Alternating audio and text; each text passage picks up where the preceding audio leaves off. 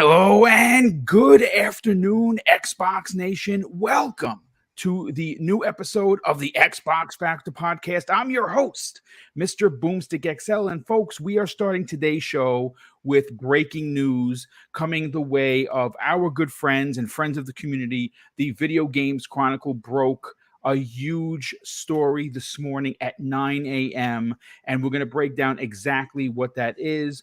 Of course, it's concerning the initiative and the mass exodus that had happened last year that we're just now learning about. So there are a lot of questions to be had about what happens to the initiative, what happens to Perfect Dark, what happens to Crystal Dynamics. But listen, normally we do introductions, but we do have a guest with us today that is on limited time.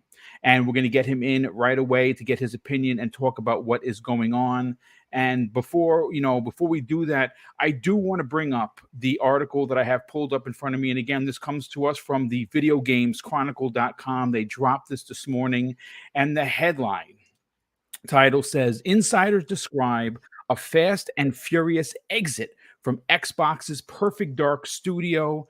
And according to the article, as much as half of the core development team has quit in the past year. And this is, but the initiative manager says that it's confident in the team that it has. Now, just to give you folks a breakdown of who has left the studio, according to the article, once again, game director Dan Newberger, design director Drew Murray, who announced his last year that he was going back to Insomniac Games, lead level designer Chris O'Neill, principal word builder Jolian Myers, and 2 senior designers, plus a group of 3 former God of War designers, plus more. According to the LinkedIn page, the initiative now shows less than 50 people when duplicates, former employees, and erroneous listings are removed. And currently, according to the article, has just 3 roles advertised for filling positions on its website. Now, here is what the initiative's manager told VGC. It's confident in the team it has in place and the new talent joining, and pointed to industry-wide staffing challenges during the pandemic. OBM, let's get your opinion on this, brother. This is the big story. What are your thoughts? Yeah, well, first of all, Boom, I got to say thanks for inviting me. I know we're getting right into it today. It's good to be on a day show with you. Today I'm on here incognito, off camera, just in case anybody at work decides to take pictures. I'm not, unlike some people in the community, I'm not here to take videos and show them so I can prove to everybody where I work. At least you're not doing surgery on someone. Yeah, that's what I'm hoping. You're not doing surgery right now, are you? No surgeries. In fact, I got a bowl of Chipotle in front of me. It's my lunch break. So, but definitely wanted to come to pop by and talk about this. And, one of the reasons is I've seen a lot of takes on social media, and I think me a little bit, Boom, by now, like in terms of kind of like where I like to come from. I generally try to take a more, I'll just naturally take a more, nuanced approach to a lot of these things. And I find generally if you try to generalize something, you're going to miss, right? And, usually these situations are pretty complicated. So obviously, what we learned today is things that the initiative aren't going very well. This does look like a studio that's having struggles. I think whenever you lose 50% of your talent to a new studio, especially a studio like this that's mostly brought in people that are in key high level positions, that's telling you that this is a new studio that's struggling, right? And I don't really think there's really any reason to try to damage control that or say that that's not happening, because it looks like they definitely are going through some struggles. And I would venture that, there's probably multiple reasons for that, and I think that people, we're looking at that as in the context of, Microsoft that's, recently we learned that Rare was going through struggles, and we know that 343 has had, leadership challenges in the past. And, they've had, I remember Josh Holmes, when he did an exit interview off of there and was on a podcast, talked about how they had, a lot of their struggles through Halo 4 and 5's development were because they had a bunch of creatives in the room, multiple cooks in the kitchen, and they really couldn't get on the same page. And so they would waste a lot of development time. And it sounds like there's some of that here as well. Yes, it definitely appears to be. Look, we were talking in the green room, and I don't mean to cut you off, OBM. Yeah, no, go ahead. When we were talking in the green room, one of the points I brought up, and I've showed this concern going back many PGD episodes ago. Every time you heard Microsoft was making hiring someone, they were in their field an executive chef, meaning that they were running their own kitchen, right? Yep. And that was a significant amount of the people that Microsoft was announcing. Hey, this person from God of War team joined the initiative to make a Perfect Dark, and then so on and so forth. And what eventually ended up happening, and again, this is my theory on it. There were a lot of executive chefs in the room, and unfortunately there weren't enough cooks, and maybe everyone wanted to do their own thing and they couldn't get on the same page the same way, and people started to get frustrated and they left. But am I onto something with that, OBM? No, I think you're exactly right, and I even I would even say that the article kind of points that out too, right? Like they talked about the fact that people came in here thinking, hey, we're starting something from the ground floor. It's fresh. It's going to be ambitious. I'm going to get a chance to kind of help build the studio. And then what they found is that they really didn't get the say that they thought they would have in building that studio.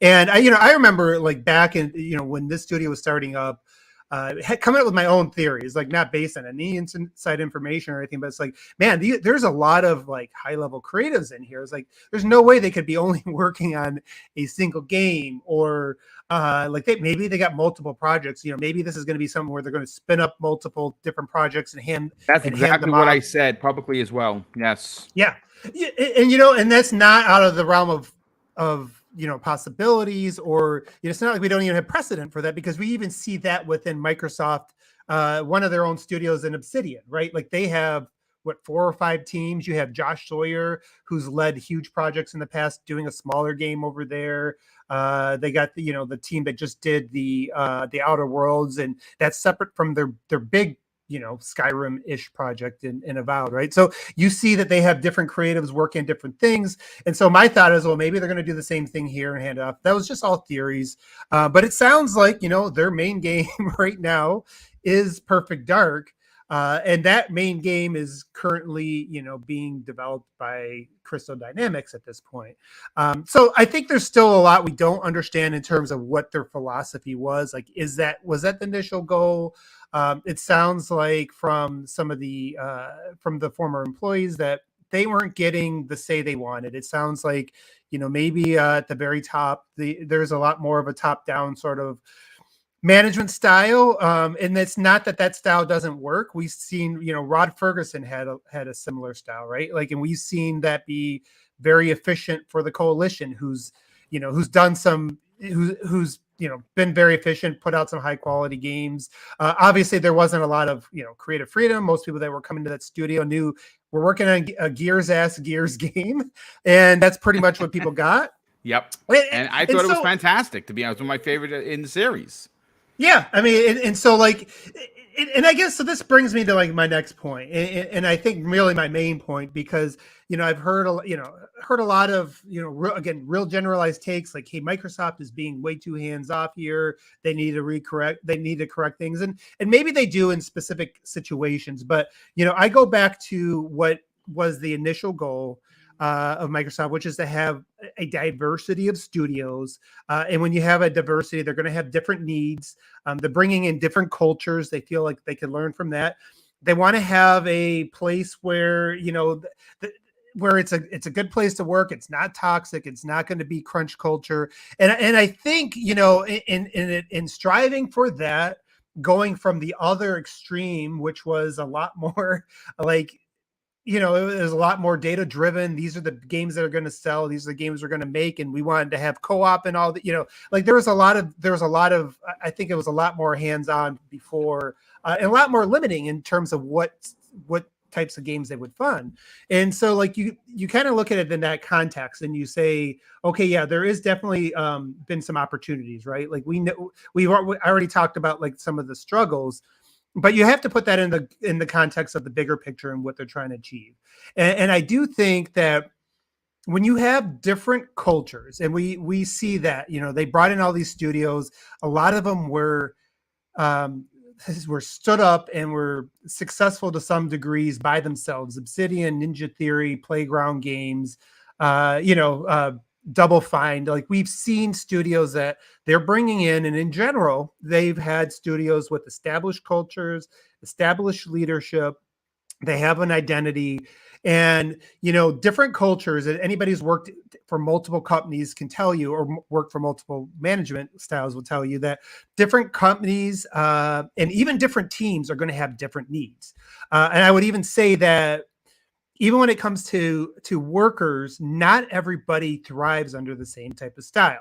I tend to be like, from a management standpoint, give a lot more autonomy and more hands off, which I think allows people that are great to really kind of shine. But I also find that it's a struggle, and it was a struggle for me, for certain other people that have thrived under more micromanagement or more hands-on approaches, right? So I think different philosophies are going to require different people, and so it's not a one size fits all. And I find that a lot of the takes you're kind of seeing are trying to apply that. And in this particular situation, where I think the mistake was, they kind of laid the groundwork for, we're going to be this kind of studio and you're going to have an impact. And that's why we're bringing you in, Mr. or Mrs. Established, creative leader. And they came in there and they're not having that same impact that they envision they're going to have. And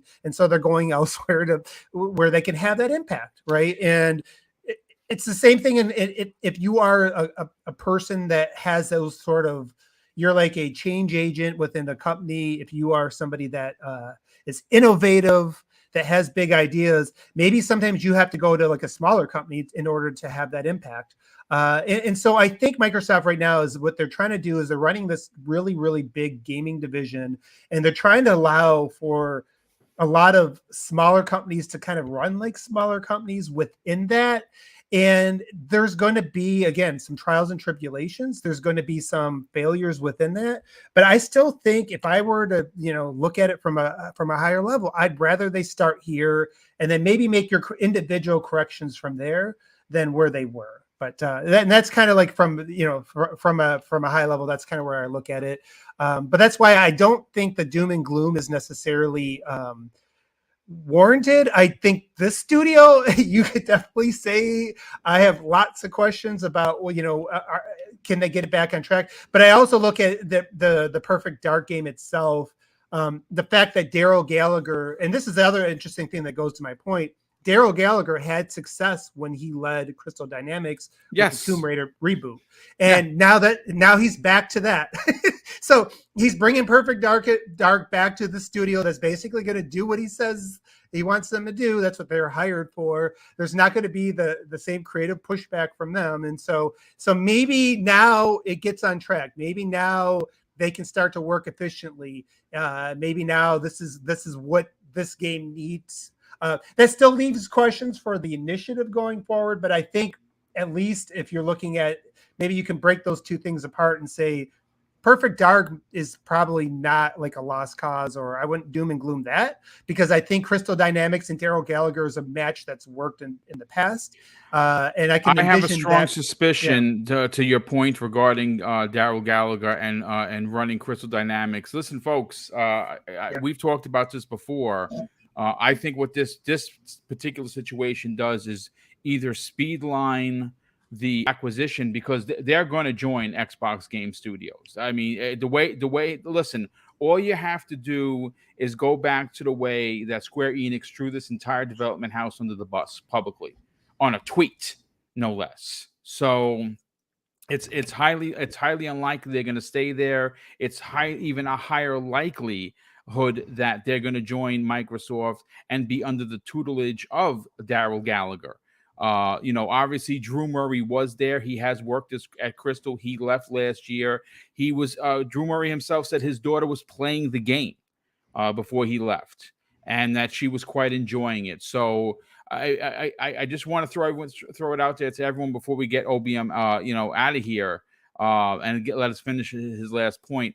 There's no doom and gloom here. Crystal Dynamics, that same team. Now listen, whether you loved or hated Avengers, the game was a solid game. The problem is that Square Enix wanted it to be a money-making game led by and fueled by microtransactions instead of fueled by a single-player story. That's why that game was ruined. But all you have to do is look back at what they did prior to that, and that was Tomb Raider, the second Tomb Raider, which was by far my favorite in the series. So I think, but again, this is not going to be a doom and gloom podcast. There's a lot of questions that need to be asked regarding management within Microsoft. We will ask those questions and potentially have some answers in our opinions. But again, OBM, just finish your final point before we get you on out of here. Yeah, no, and actually, I'll probably put myself on mute and keep eating my bold Chipotle until I hear something else to pop in. Yeah, you're welcome to hang around, brother. You're welcome. I got a few more minutes, but yeah, okay. The last thing I'll say, because I would definitely want to give everybody else a chance to kind of say their thoughts. But like I said, you got to look. It just goes back to the big point. You got to look at things in the whole. On the whole, I still think there's a lot of. We just saw Double Fine probably release their best game, right? Kind of having the same, having the same sort of like freedom, but just getting that more support. I think you're going to find that over time, once this thing plays out, you're going to see a lot of success stories. But this won't be the last. It's probably not going to be the last challenge. And I think the biggest challenges probably come from those studios that Microsoft didn't buy with established external cultures, right? And I think the ones that you're seeing that are really going to thrive in this are those ones that come from the outside, that already were well led, that knew who they were, but they just needed some more resources, and they just needed not to worry about where the next paycheck was coming from. Yes. The ones that are going through the transition, and we're seeing it with 343, we're probably going to see it with Coalition, as good as they've been now that Rod Ferguson's gone, Rare, things like that, they're probably going through more of a transition where they're going to have to find themselves. Like maybe they're, it's like they're going from a different sort of, high level philosophies. And I think that's okay. And it's okay to just admit when there's problems, but also understand that that doesn't define the greater soul, the greater whole. So I'll let everybody else speak, and I'm going to sit here and eat, and I might chime in again. Yeah, absolutely. Pong So, listen, one of the things that we started to immediately see, especially on the people who have a distaste for Microsoft, is that Microsoft is dead. Oh, it's over. The initiative is closed. Crystal Dynamics is crap. Perfect Dark. Wow, it's another 60 meta game. Which, if you are one of these people, leave the podcast right now, because we don't need you here, and I certainly don't need your view or your sub. We are here to talk about this in a general conversation, because we're not in the room. I'm not one of the executive chefs making this game, so I can only speak. Is it troubling? Is it concerning that there are these kind of managerial issues going on at Microsoft? Yeah, 100%. No one's going to sit here and try and deny that. But with that said, there's no reason to suggest that Crystal Dynamics is not going to come in and make an incredible game with the reboot of Perfect Dark, based on, and you know what? Before we get to you, Pong, I just want to read some of the quotes from the manager from the initiative who sat down with VGC during this interview, and this is what they had to say. Pong: "It's no small task to build a studio and reinvent a beloved franchise." And this comes directly from studio head Daryl Gallagher, who sat down with VGC. "In creating the initiative, we set out to leverage co-development partnerships to achieve our ambitions, and we're really excited about the progress we're seeing in our relationship with Crystal Dynamics." And that's probably thanks to him, because he obviously was the head of that studio. "In this journey, it is not uncommon for there to be staffing changes, especially during a time of a global upheaval over the last 2 years. And there's plenty more work in front of us to deliver a fantastic Perfect Dark experience to our players. We wish all of our former colleagues the very best, and I'm confident in the team we have in place, the new talent joining, and we can't wait to share more with the fans. I'm going to be honest with you. I look at that, I read this coming directly from the head of the studio, and I'm extremely confident. I'm not being a fanboy, I'm being a realist here. I don't see where where there should be some concern, where the game is not going to they're not going to deliver a great game. Pong, what are your thoughts on this breaking news? Well. Look, One Bad Mother brought up a lot of good points. Him and I are in a lot of an agreement as far as the mindset here. I'm always people who've heard me speak, most of the time I'm a glass half full kind of guy, right? So, look, this is growing pains. When people ask or criticize Microsoft and Xbox for buying all of these studios instead of building their own studios, this is a perfect example of why it's not just as simple as, hey, we're going to shake and bake and make a brand new studio. That's not how it works. You have to, when building from the ground up, establish so many different ideas and philosophies at a brand new studio that sometimes you're going to see these growing pains. And this is what happens when you bring a ton of creatives together all in one spot. Now, what I will say is that this is not necessarily on Xbox. This would be more on Daryl Gallagher, right? Because he is the lead of the studio. He is the head of the studio. He is the face of the franchise, as they say in sports. Daryl Gallagher, we don't know, right? But everything we heard initially about the initiative and all the great articles that were written about it and all this kind of stuff was, it seemed like they were trying to create this collective of some of the best creatives in the industry, and they were going to brainstorm and lay the groundwork for a franchise like Perfect Dark. And that was going to be their role, and they were going to stay small, they were going to stay nimble, and they were going to just get the basics done and then hand it off or bring in other people like we saw with Crystal Dynamics to finish the main building. And maybe what happened in there is that when they brought a lot of these creatives on board in the beginning, the idea was, hey, this core group of people, we're all going to have somewhat of an equal voice. We're all going to bring all, our big brains together, and we're going to kind of share this. And that in concept is fantastic. And in some, but in practical effect, practically, yes, it does. It may not have worked out that way once they got down to the business of actually putting together Perfect Dark.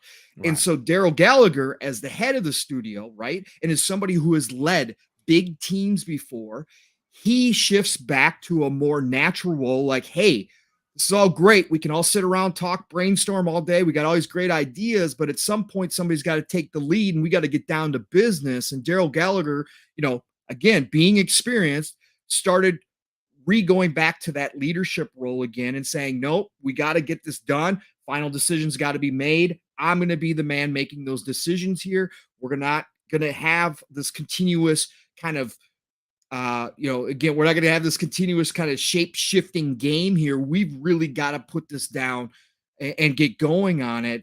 And maybe because people came in with the idea that the initiative was going to be this more free-flowing company, when that shift happened or that philosophy kind of kicked in, some people just said, hey, this is not what I signed up for, right? And this Correct. is not what I was coming from. A lot of these people came from God of War, came from Sony Santa Monica, came from Naughty Dog. And we've heard rumblings from those studios as well that not all things are great over there as well. This is what happens. Again, when you get a bunch of creatives together and people who believe in their own visions as much as they believe in the group vision, sometimes there's just going to be people that are dissatisfied. And like I said, if they were originally sold on an idea and maybe that idea changed as they got going, well, then, hey, you're going to leave. Like One Bad Mother said, anybody who's worked for multiple different types of management styles, Some work for some people, some don't work for other people. So again, in this industry right now, especially, the biggest resource, the most highly sought after resource after time is people, is devs. So these people are going to have opportunities to go elsewhere. They're going to have great opportunities. Their resumes are going to be some of the best in the business. So yeah, if they're unhappy with the way things are moving, they're going to leave, right? They have those opportunities to do so. It sounds like a lot of this stuff has happened as contracts have come up. They just have not renewed contracts. They decided to move on. But at the end of the day, that may not be a bad thing, right? So you bring in Crystal Dynamics, you have the basics, the foundation laid. We know for a fact that the game was in a playable state. At least the outline of the game was in a playable state. We had plenty of that. Phil Spencer had even played it a little bit. So you bring in a veteran crew, Crystal Dynamics, who, again, we spoke about this when the Crystal Dynamics was announced and people were like, what's going on here? What's going on with the initiative? Why are we bringing in Crystal Dynamics? We talked about this directly on the show, Boom. Yep, those people are used to Daryl Gallagher's voice.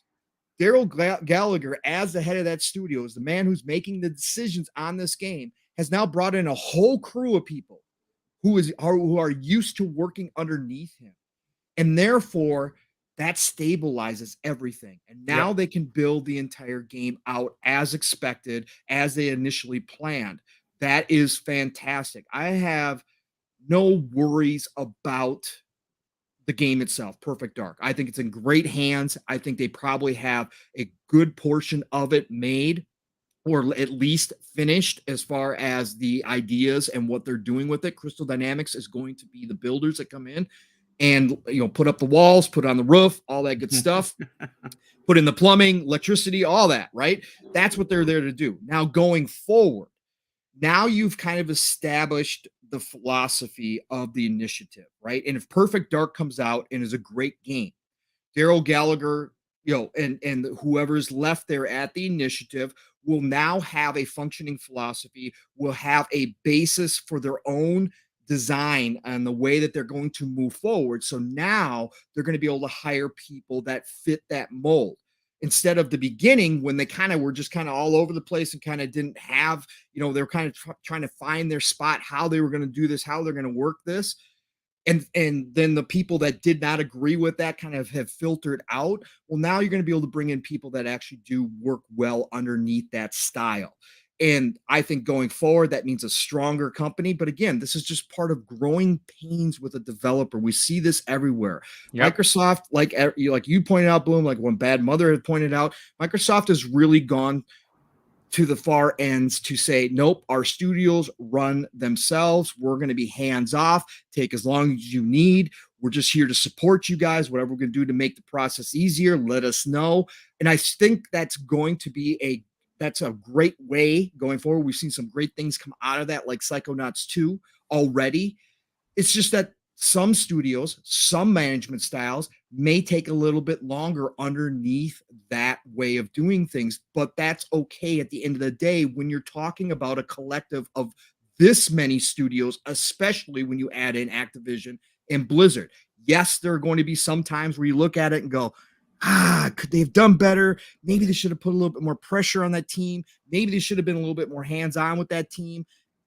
But at the end of the day, I'll take that over a micromanaged, hey, we're closing down studios. Hey, this isn't working out. We're canceling this project. Yeah. That kind of old school Microsoft Xbox. I'll take this form any kind of day of the week and allow these creatives to do what they do best, even if that means sometimes there's some of what seems to be a chaotic kind of situation or an unorganized type of situation. I'll take that any day of the week. So again, I'll look at this as glass half full. Is it certainly something to talk about? Yes, you never like to see this much talent leaving a studio in any way, shape, or form. It always does raise some flags there. But when it's a brand new studio where you've brought in people from all over the place that are used to all different types of management, and you see at the end of the day that, hey, some of them just didn't work out, that's going to be part of that process. And I don't think that it's the initiative is closing down or this is a failed experiment. I don't think so in any way, shape, or form. If Microsoft and Xbox do wind up picking up Crystal Dynamics, folding them into the initiative, I think you've got a brand new studio. I don't know if you can call it brand new anymore, but a newer studio that is in a good position to succeed going forward into the future. So I'm okay with it. Yeah, I mean, I agree with you and OBM for that matter. I think what you guys are saying are certainly worthy of a conversation. And again, it's growing pains. Studio isn't being closed down. It's failed experiment potentially because what they tried was to bring a collective of individuals into the mix that again normally run their own chefs, their own kitchens. And jump in, OBM. I was gonna. I wanted to really really quickly piggyback on one thing. One point I didn't make initially, but Pongso, you almost got there too.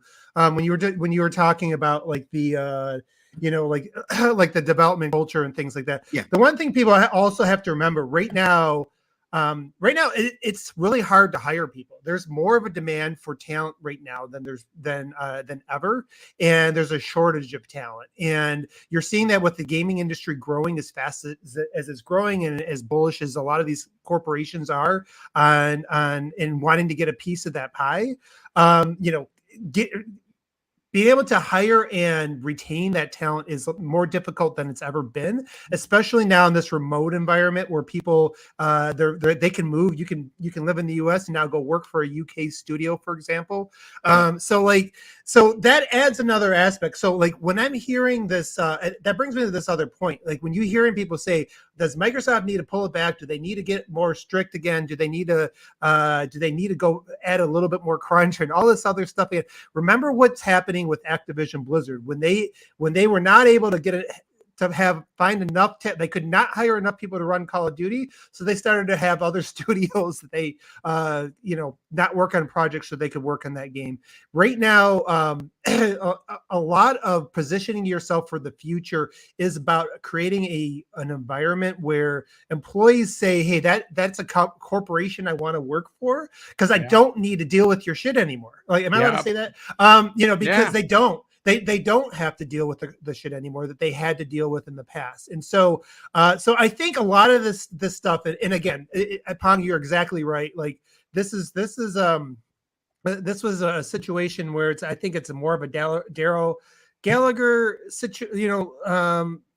issue where he set expectations that weren't being met, and that's why the people left. But I think when you take it up a level from there, no, I don't really think this means that Microsoft needs to be like all of a sudden needs to become a lot more I don't know, like maybe demanding is not the right word, because obviously strict you always have controlling. Controlling, strict, things like that, because you need to lay the groundwork to hire. They need to hire lots more people based on what their ambitious goals are. Everybody does. And so now I think that's a good thing for the industry, because it's putting a lot of these developers in situations where they can go to places and have more creative autonomy, have less of a grind that's going to burn them out of this career field long term. So there's a lot of positives that come from that, and so I just wanted to point that out as well, because I think it's a factor that people don't really consider when they go, oh, you just need to go back and this tighten studio, the belt, so to speak. Tighten up the shoelaces, because people are just kind of loosey goosey. I don't see a loosey goosey ideology there either. I like I said, I think it's to me anyway. It seems clear that there were a lot of people that were brought in because of their talent, and at the end of the day, they were used to running their own studios. And in turn, they were not. Maybe they weren't cool with having to answer to Daryl Gallagher. I don't know. I mean, again, we can only speculate, to be honest with you. But if in fact that is the case, then I can see why people would be like, hey, listen, I'm going to go somewhere else, because A, they're paying more money because they need studio, they need people, and I'm going to be a creative lead, and what I'm going to say is going to go. Pong, anything else you'd like to add to this conversation? No, sir. I wrapped it up. I definitely, like I said, just glass half full right now. I think it's definitely something that people should take a step back. Again, this is what happens when there's not a lot of news for Xbox, right?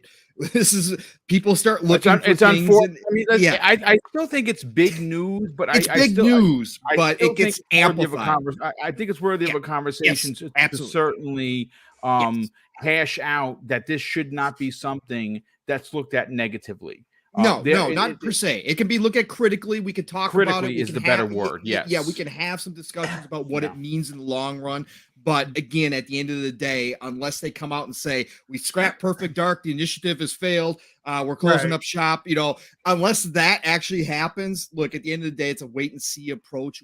We have to see what comes out of it. And if Perfect Dark comes out as the game that we all expected, all of this will be water underneath the bridge.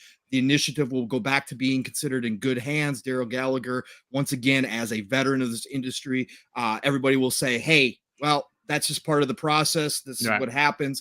And everybody's going to move on. So Yeah. we're going to be all waiting for their next game, right? So that's what's going to happen here. I mean, and you know what? Let's bring Mav in on the conversation. Mav, here's the thing that's interesting.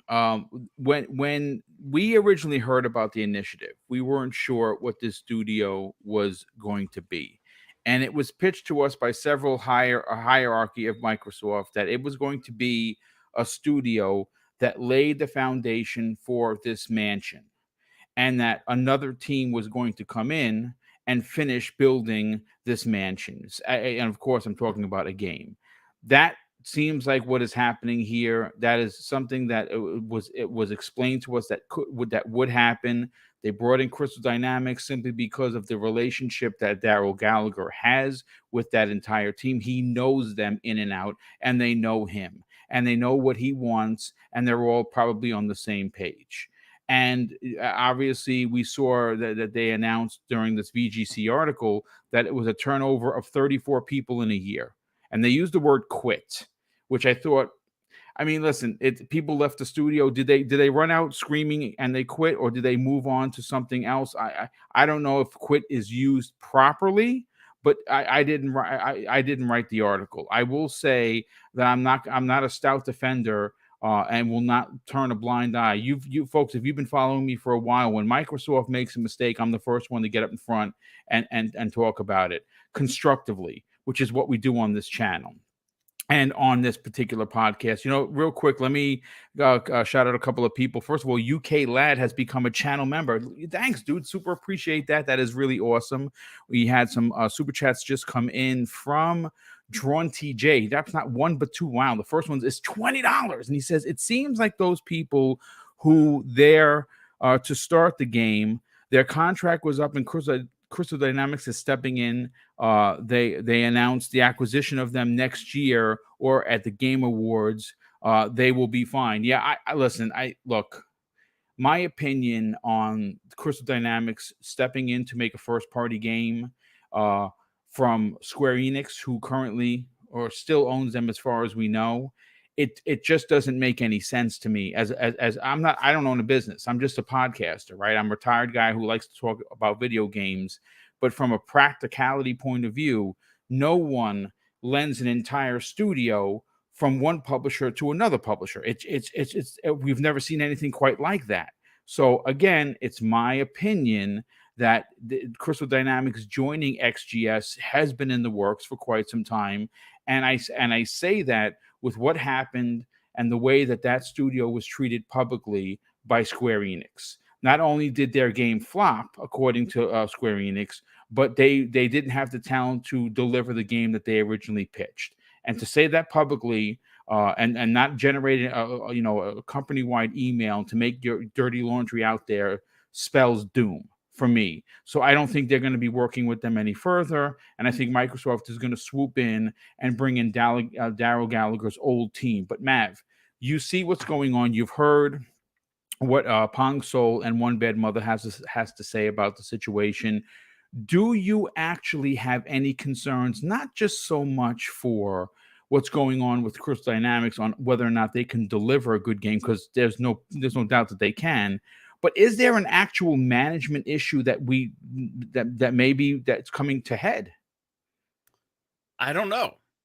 I don't think anybody actually does. Correct. That's the thing with an article like this, right? Is Pong made a great point too about, there's not a lot of news with Xbox right now.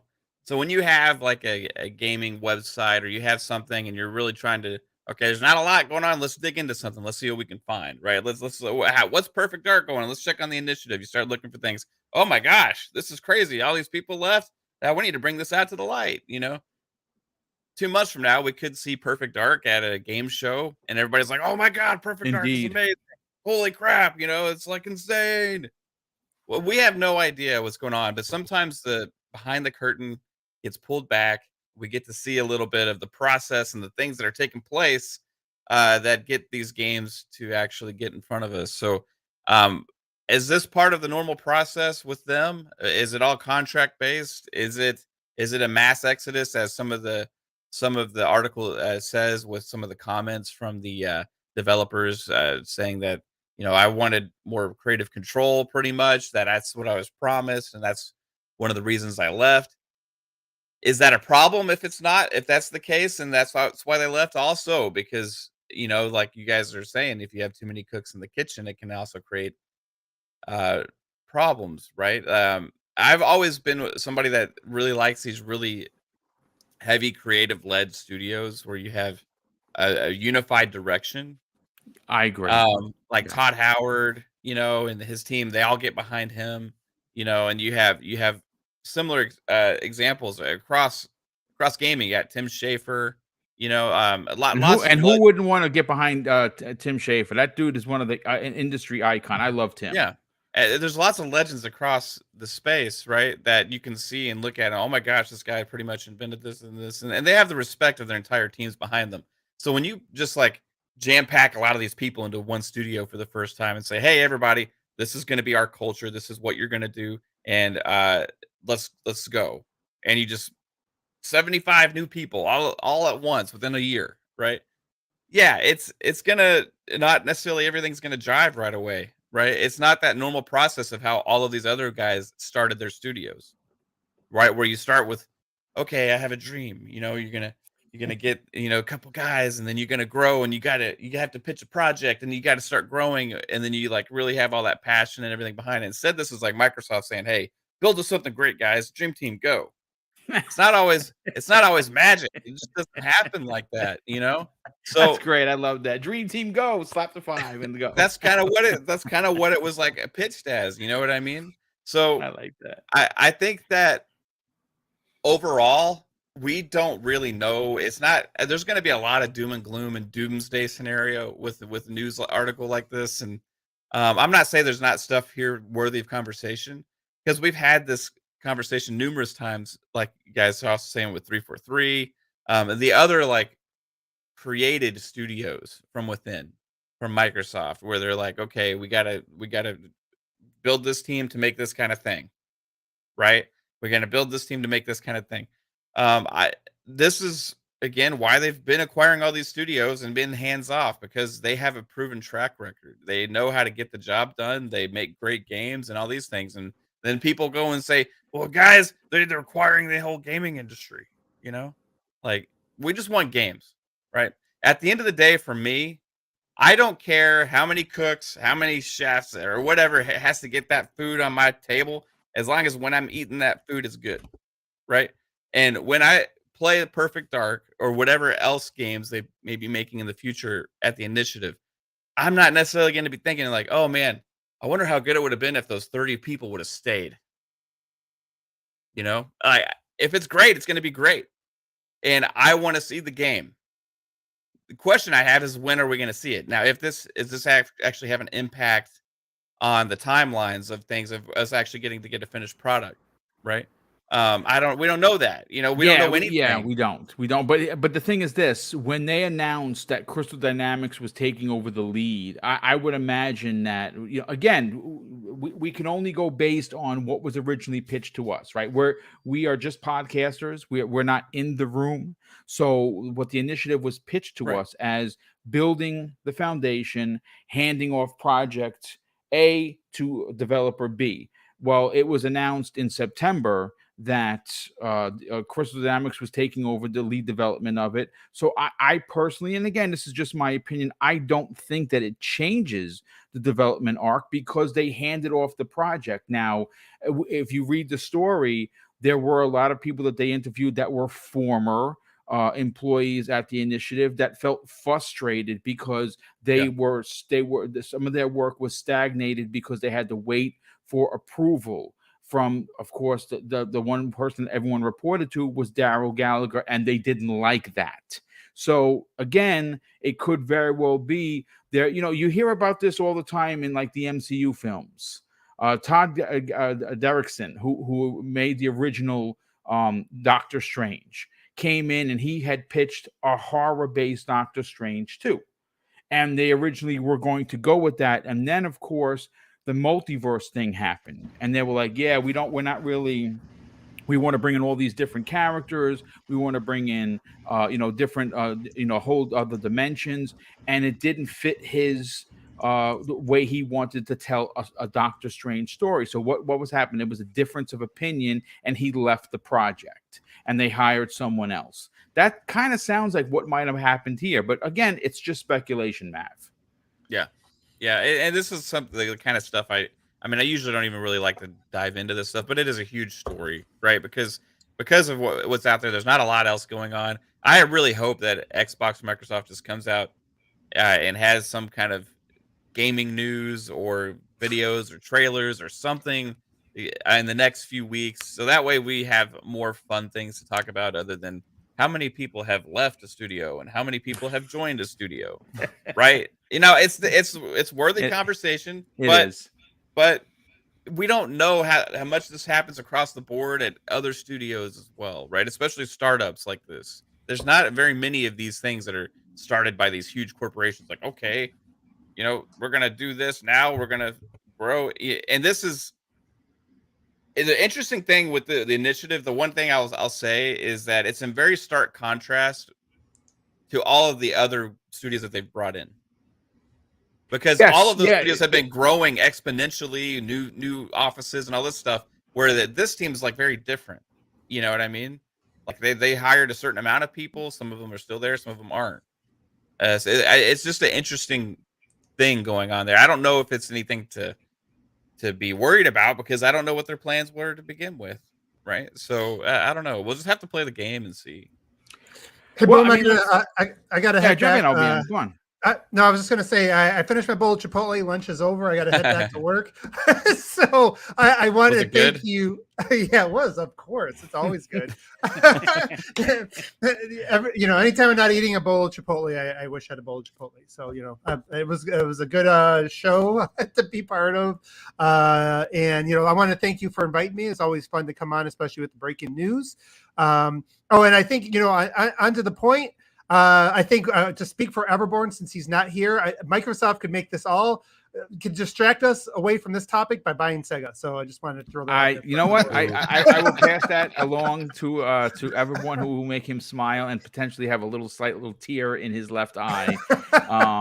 But yeah, thanks for being here, brother. And again, congratulations on episode 100. Congratulations on having Phil Spencer join you guys on the show. It was epic, man. And I actually felt really guilty because I saw people like post messages that you guys played live, and I'm like, I didn't know that you guys were going to take anything because I would have did a video. But big shout out to the entire team at Xbox Era. You guys and gals are doing it right. You're not using hate as the lead for telling your story, and you guys are just killing it. And obviously, you've been now in the sights of head of Microsoft Gaming, Phil Spencer. So once again, congratulations and thanks for joining us, brother. Thank you, man. Thanks for the kind words. Yeah, and if anybody wants to find me, that's where I'll be. And we got a Halo show coming up Thursday. So if anyone wants to talk about that, there's always some controversy. There's always room for Halo talk for sure. Yeah, always room for Jello, and there's always room for Halo, right? Absolutely, brother. Enjoy the rest of your day. Thanks again for joining us, man. Definitely appreciate that. Mav, listen. You made some really great points, and all we have to do is look at 3 particular studios. You look at what's going on in Ninja Theory. They're not being pressured to finish Hellblade 2. Hellblade 2 is going to get done when it's done, and they're going to deliver an incredible game. They're going to deliver an incredible new IP called Project Mara. You look at what's going on with Obsidian. They're going to deliver Avowed, which they're not being pressured to finish. The game is going to be done when it's going to be done. And another example of what you were talking about with not having to put the boot on the neck, so to speak, is what Playground Games is doing with Fable. We've only seen a Fable CG trailer, but we know the game is going very well. And you don't hear anyone saying that, oh, X, Y, and Z left the studio, so they're in trouble. So I feel that the Crystal Dynamics conversation I think the studio is a very, very talented studio. I think Daryl Gallagher knows exactly what that studio could bring to the table, which is why they're working on Perfect Dark. And like I said, I think that everyone has already said, and we'll get VJ and Joanna Dark's opinion next on this, that just because these studio heads potentially did not, I don't want to say get along, they had different ideologies, and they were probably promised to run the studio, and that's not how the studio was being run. I don't know. Anything else you'd like to add? No, I mean, I just think we got to all wait and see. I mean, there's not a lot of news. Like Pong said, this is going to happen when there's not a lot of news. We start diving in and digging, Yeah. but ultimately, Xbox this past 2 years has been absolutely killing it, and their track 100%. record across all of these other studios with the acquisitions and everything that they've been making, nobody is still talking about that. Nobody's talking about how much In Exile is growing, how much Ninja Theory is growing, how much Compulsion is growing, how much Obsidian, all these studios that are growing and investing in all these new hires all the time. Yeah, right? You hear it almost on a Nobody's- regular basis with Microsoft. Yep, 100%. Nobody's talking about that stuff. It's only like when there's not a lot of good news to talk about, we start, oh, Halo's in trouble. There's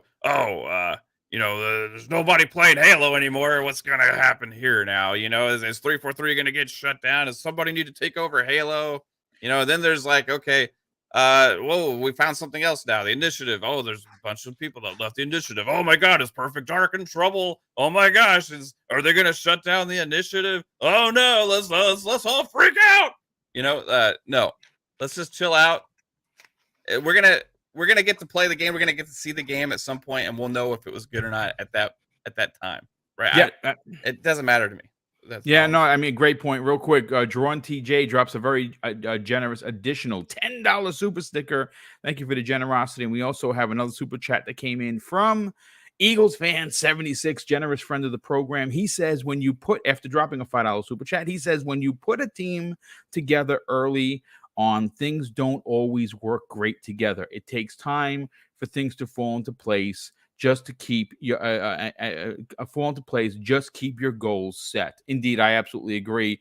Mr. Joanna Dark, what are your thoughts of what everyone had to say? And of course, this new breaking news story coming out of VGC. And again, I think they do fine work over there. This is not me saying that they shouldn't have reported on it.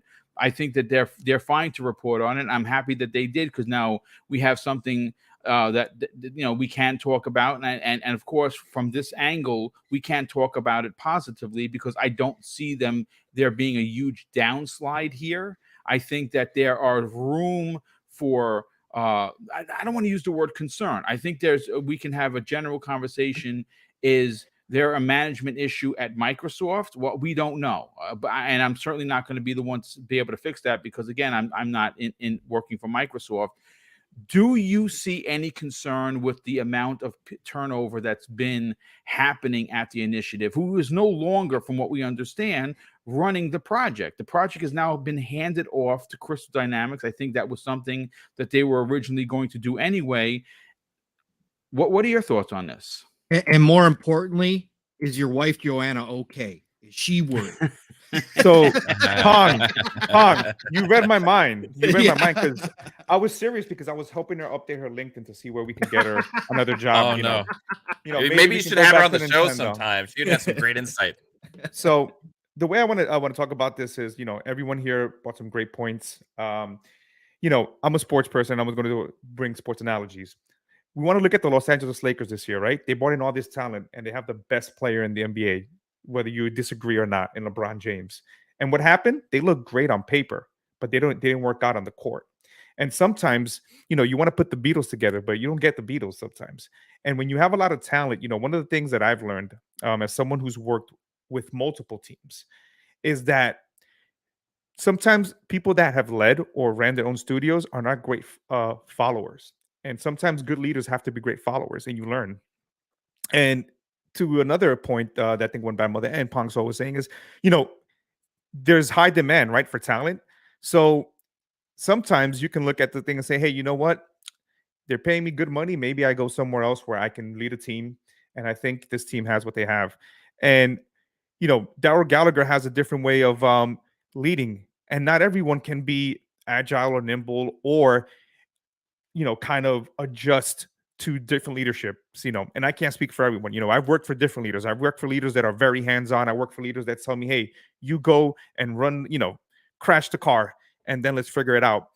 Failure doesn't always mean something negative. It means that you learned something.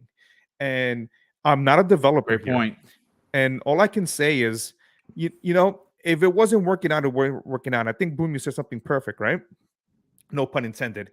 Was that maybe you had this whiteboard, right? And I do this we do this with our team, right?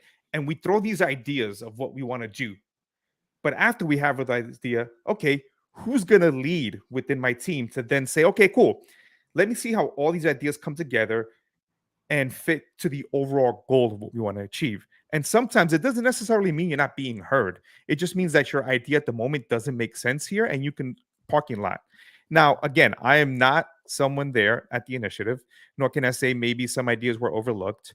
But maybe, building a studio from scratch or building a team from scratch is not easy. And sometimes you have to go through a lot of, turnover, growing or pains. Things. Yeah. And, I can give an example working at the Microsoft store, right? I worked for the third retail Microsoft store. There was nothing in place. But one thing that we did have was culture, right? And you have culture. But what happened was through trial and error, through learning through our things, we finally built solid teams amongst the many different stores that we had.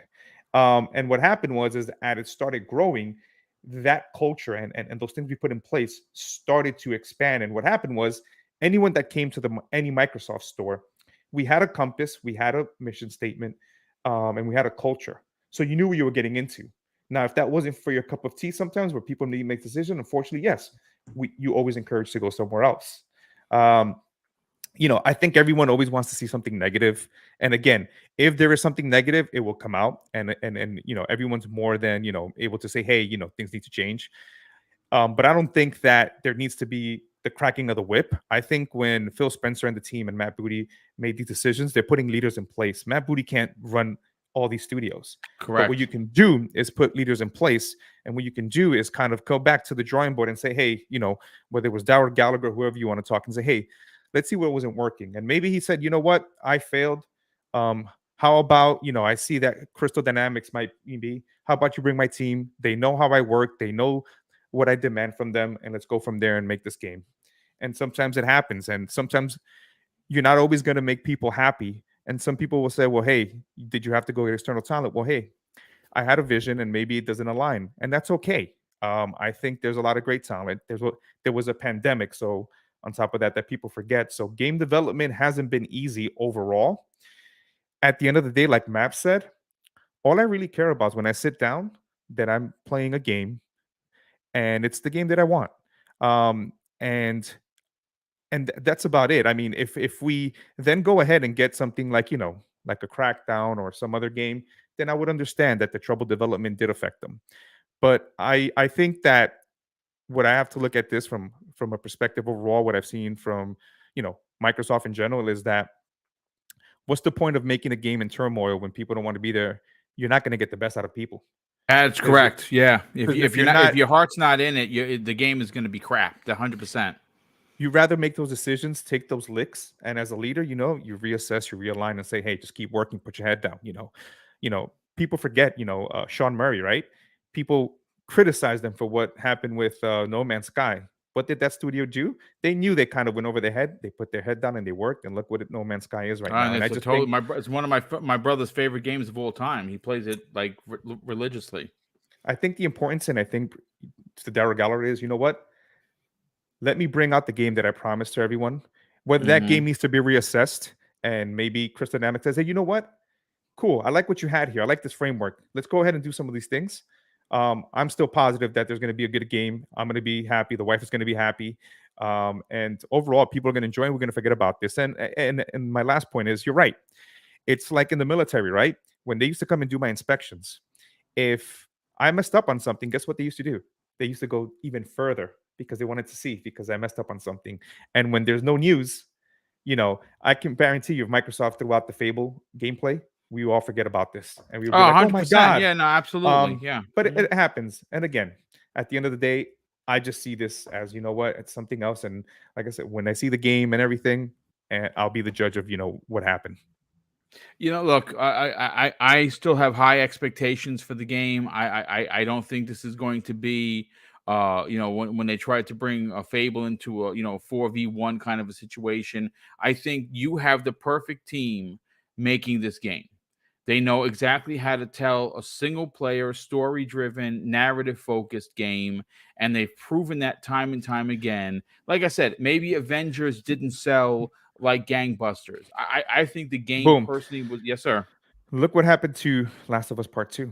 All the things that came out. And what did they do? They finally delivered. Besides all the turmoil, besides the leadership of Neil Druckmann. I would disagree with deliver. I think it was a horrible experience. Everyone has their own opinions. I think, me personally, I think Last of Us is a masterpiece in its own. And Last of Us 1, yes. Last of Us 2, not so much. But again, just opinions. It's fine.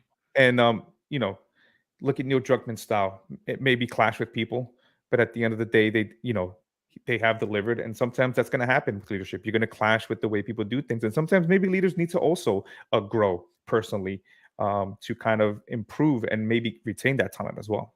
Yeah, I mean, listen, it's going to be interesting to see. Let's bring in VJ on the conversation. First of all, VJ, welcome back to the program. Happy to have you here. I mean, listen, you've seen video games from both sides of the coin. We've mentioned that numerous times. I'm interested to get your take on the to be honest with you, your opinion on the game is important, and I can't wait to hear it. But I want to hear the managerial aspect from your point of view, seeing as it was painted in this picture from VGC, a mass exodus at leadership at the Initiative.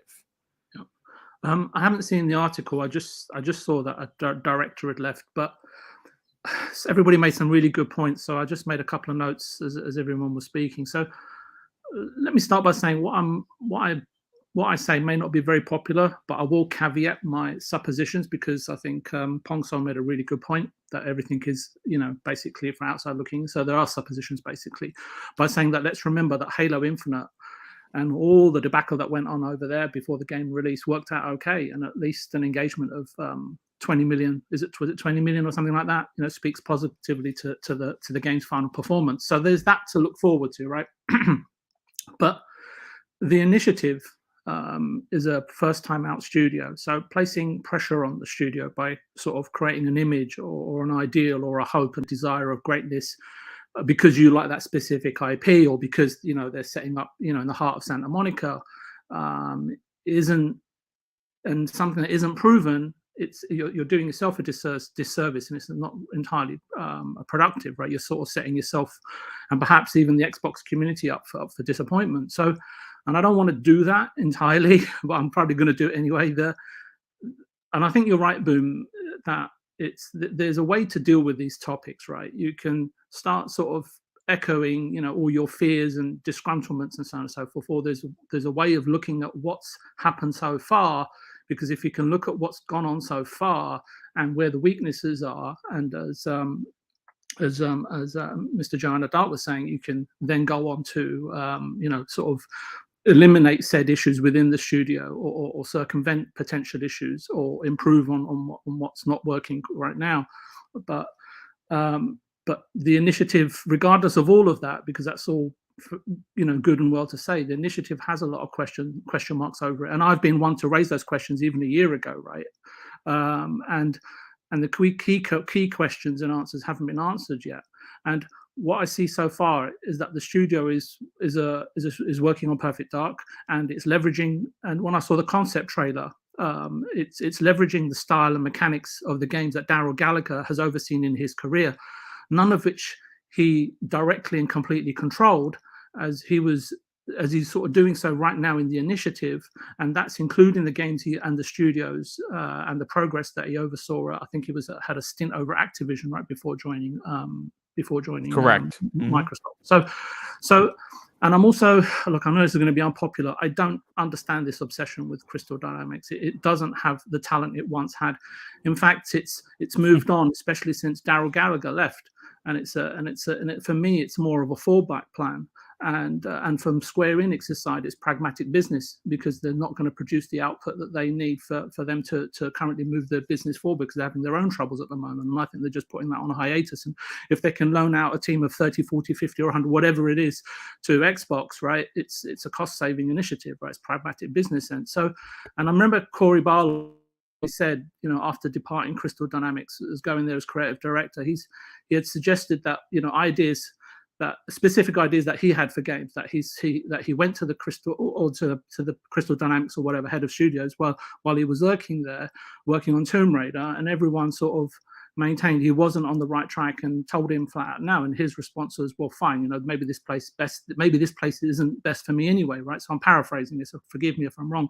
And we all know what Corey went on to do, right, with his ideas, while the Tomb Raider reboot struggled to sell 2 to 3 million units at full price, and Square called it at the time a trifecta of slow-selling games. And I think that was on Square Enix's behalf. I think that's a theme that runs true 9 years later, right? Because it seemed to be releasing the same sort of press releases now when it comes to announcing their financial results.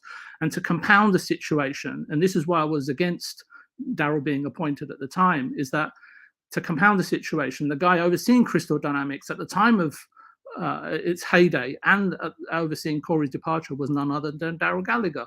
So, and and I think Mav made a really good point indirectly, and I think it was an excellent point, that if I was going to build a studio as elite as the Initiative in Santa Monica, and this is why I don't have that much sympathy, is that because you're employing a potential A-lister to come and perform, and he's not doing that with all the experience that he has. So I think excuses can't be there. And Mav's point was, about Todd, and I'm thinking Daryl is not Todd, not even in the same stratosphere. And I look on the other flip side of the coin. I hope Daryl's learned, right, various lessons from working at such major companies. But 4 years into the making of this studio, the outlook looks fragile right now, and unfortunately, you can't learn or harness the abilities that someone like, say, Sharon Sudd still has. I think is over at Google still right now. So as I say, and I think as everyone is saying, we all want to have a perfect Dark to play once it's released, and that's all fine. But the jury is out, right, based on the current and said historic facts. So, and the other thing about Xbox, they don't have a talent ID problem, right? And it's not a question of issue, right? In fact, they and Google have sort of severely disrupted the pay for devs in order to eke out some of the best talent, right, that LA has, right, and out of LA-based studios. And Xbox, for me, ultimately have a leader or a general, ID problem. And, someone mentioned the Obsidian and Ninja Theory, but those are established studios that have clear vision holders, right? That when people come in, they're clearly communicated to that, look, this is how this studio works, this is how it's run. And those leaders have a specific aura or a spark about them.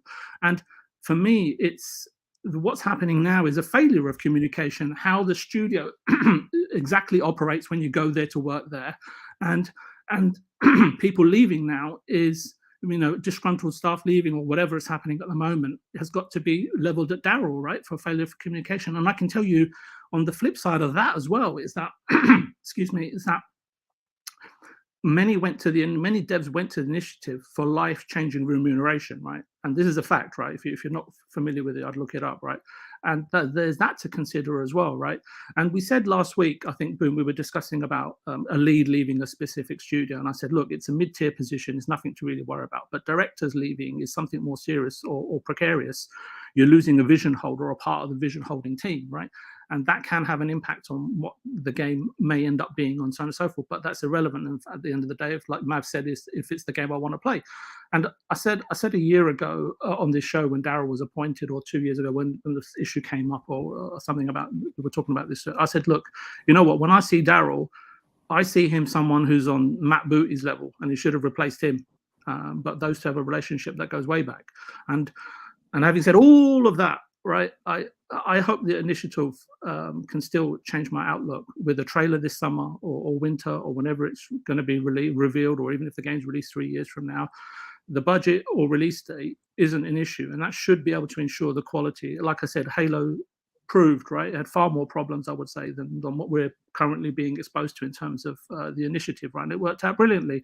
So, and ensuring the brilliance of this game, I think, is something that's really important. And you guys know Mr. Tucci, right? He's an extremely popular member of the community, and he is a diehard, huge fan of Perfect Dark, and no doubt he'll be sending me DMs and WhatsApps to have a go at me.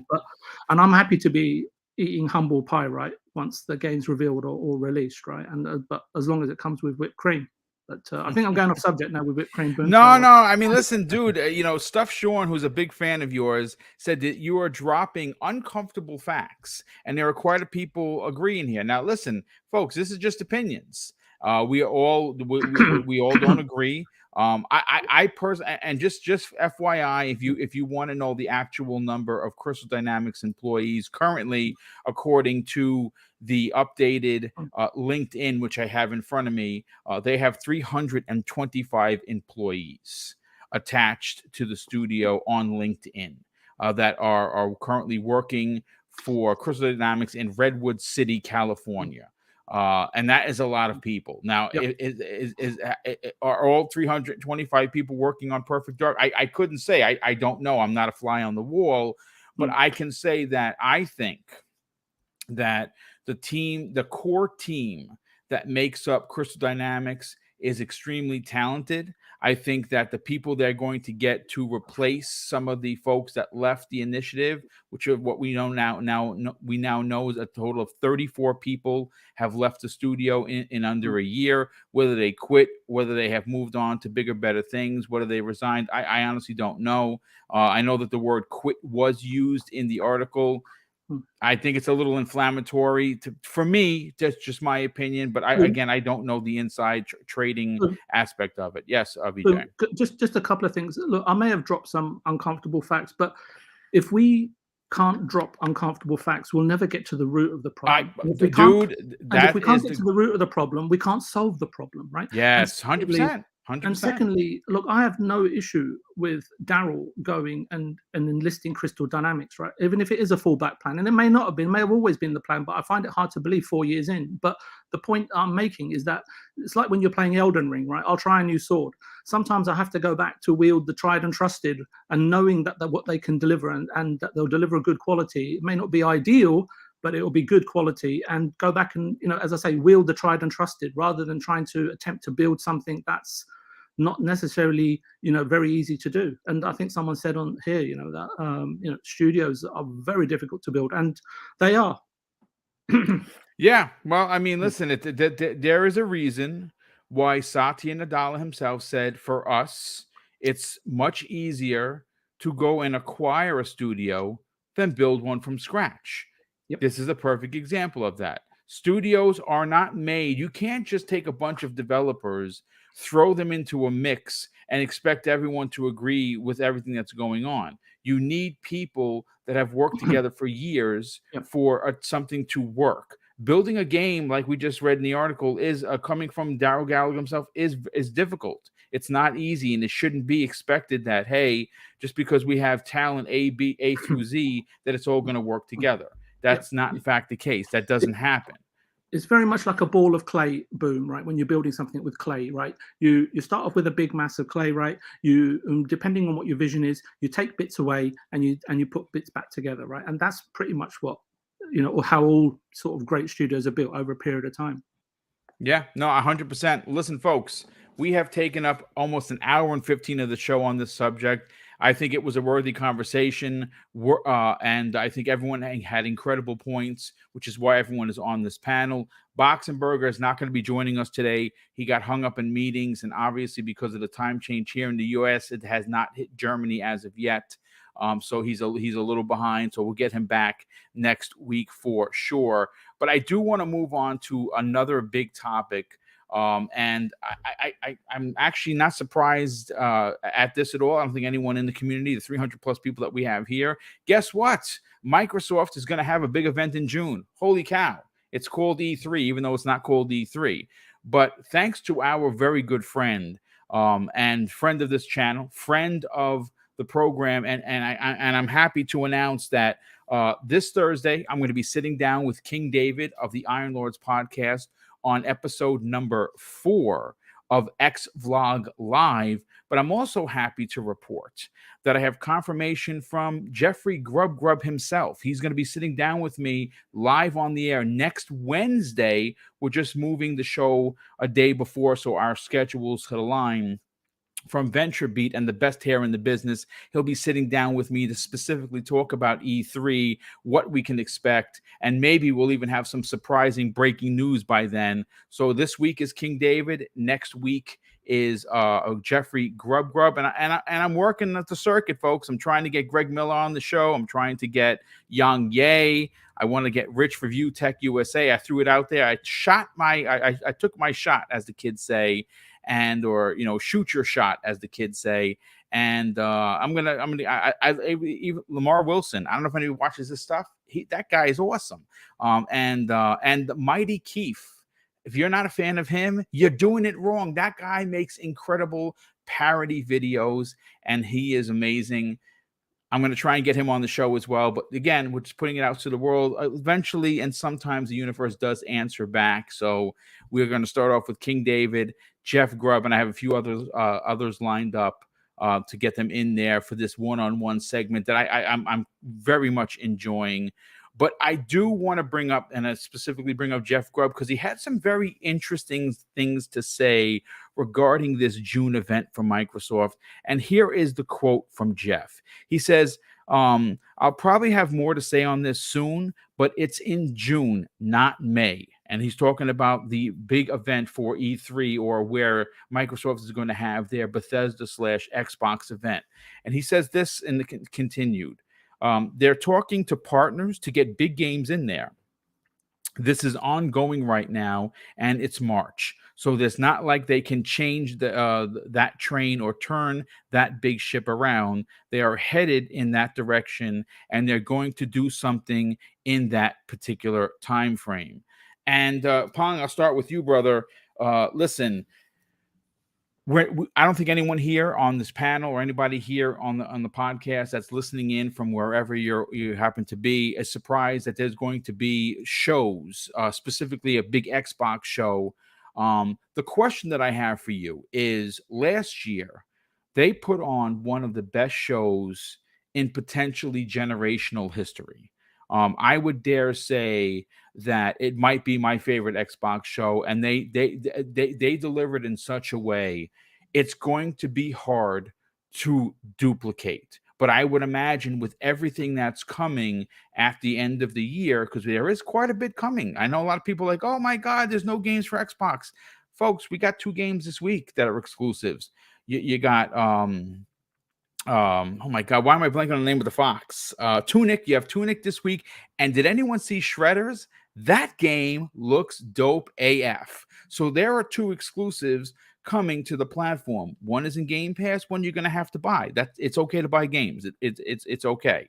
But at the end of the year, Redfall potentially is getting moved from the summer. I know people are like, oh, the game looks like terrible. Don't go based on compressed Twitter video. The game is going to be amazing. The studio that's making it is amazing, and they've only made amazing games. It's going to be fine. Motorsport potentially is going to be announced with a release date this June. We also know that Deathloop is coming in September. I know that everyone's like, oh, it's an old game. It's not an old game for people on Xbox if you didn't play it. So it's a new game. And of course, the granddaddy of, and I think that this is where Pong happens to go sick or take an extended leave from his job when Starfield from God Howard comes out. What are you expecting? How can Microsoft deliver an E3 bigger than last year, Pom? Pretty easy.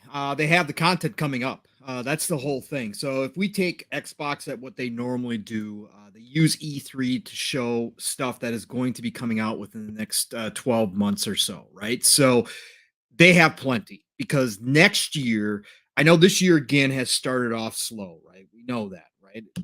Phil just talked about that over on Xbox Era when they talked about, I mean, I'm eating well with Elden Ring. I'm just saying. right. I'm eating well too, but I'm just saying from first party standpoint, right? The beginning of the beginning of the year has been a little slow once again for Xbox, and everybody's been talking about it, So, but heading into 2023, that's when things should start to change, right? We've got things like Avowed that we have not seen anything from. We have things like Compulsion's new game that we have not seen anything about that might be ready to come. We have smaller projects in the works at some of these studios that maybe they're ready to start showing.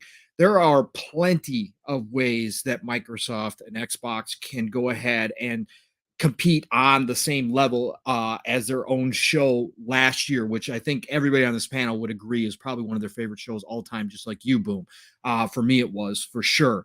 So I think that there is plenty that they have in the works right now to be able to match that. I talked about this when it kind of was maybe E3 is gone. Maybe we don't see E3 come back.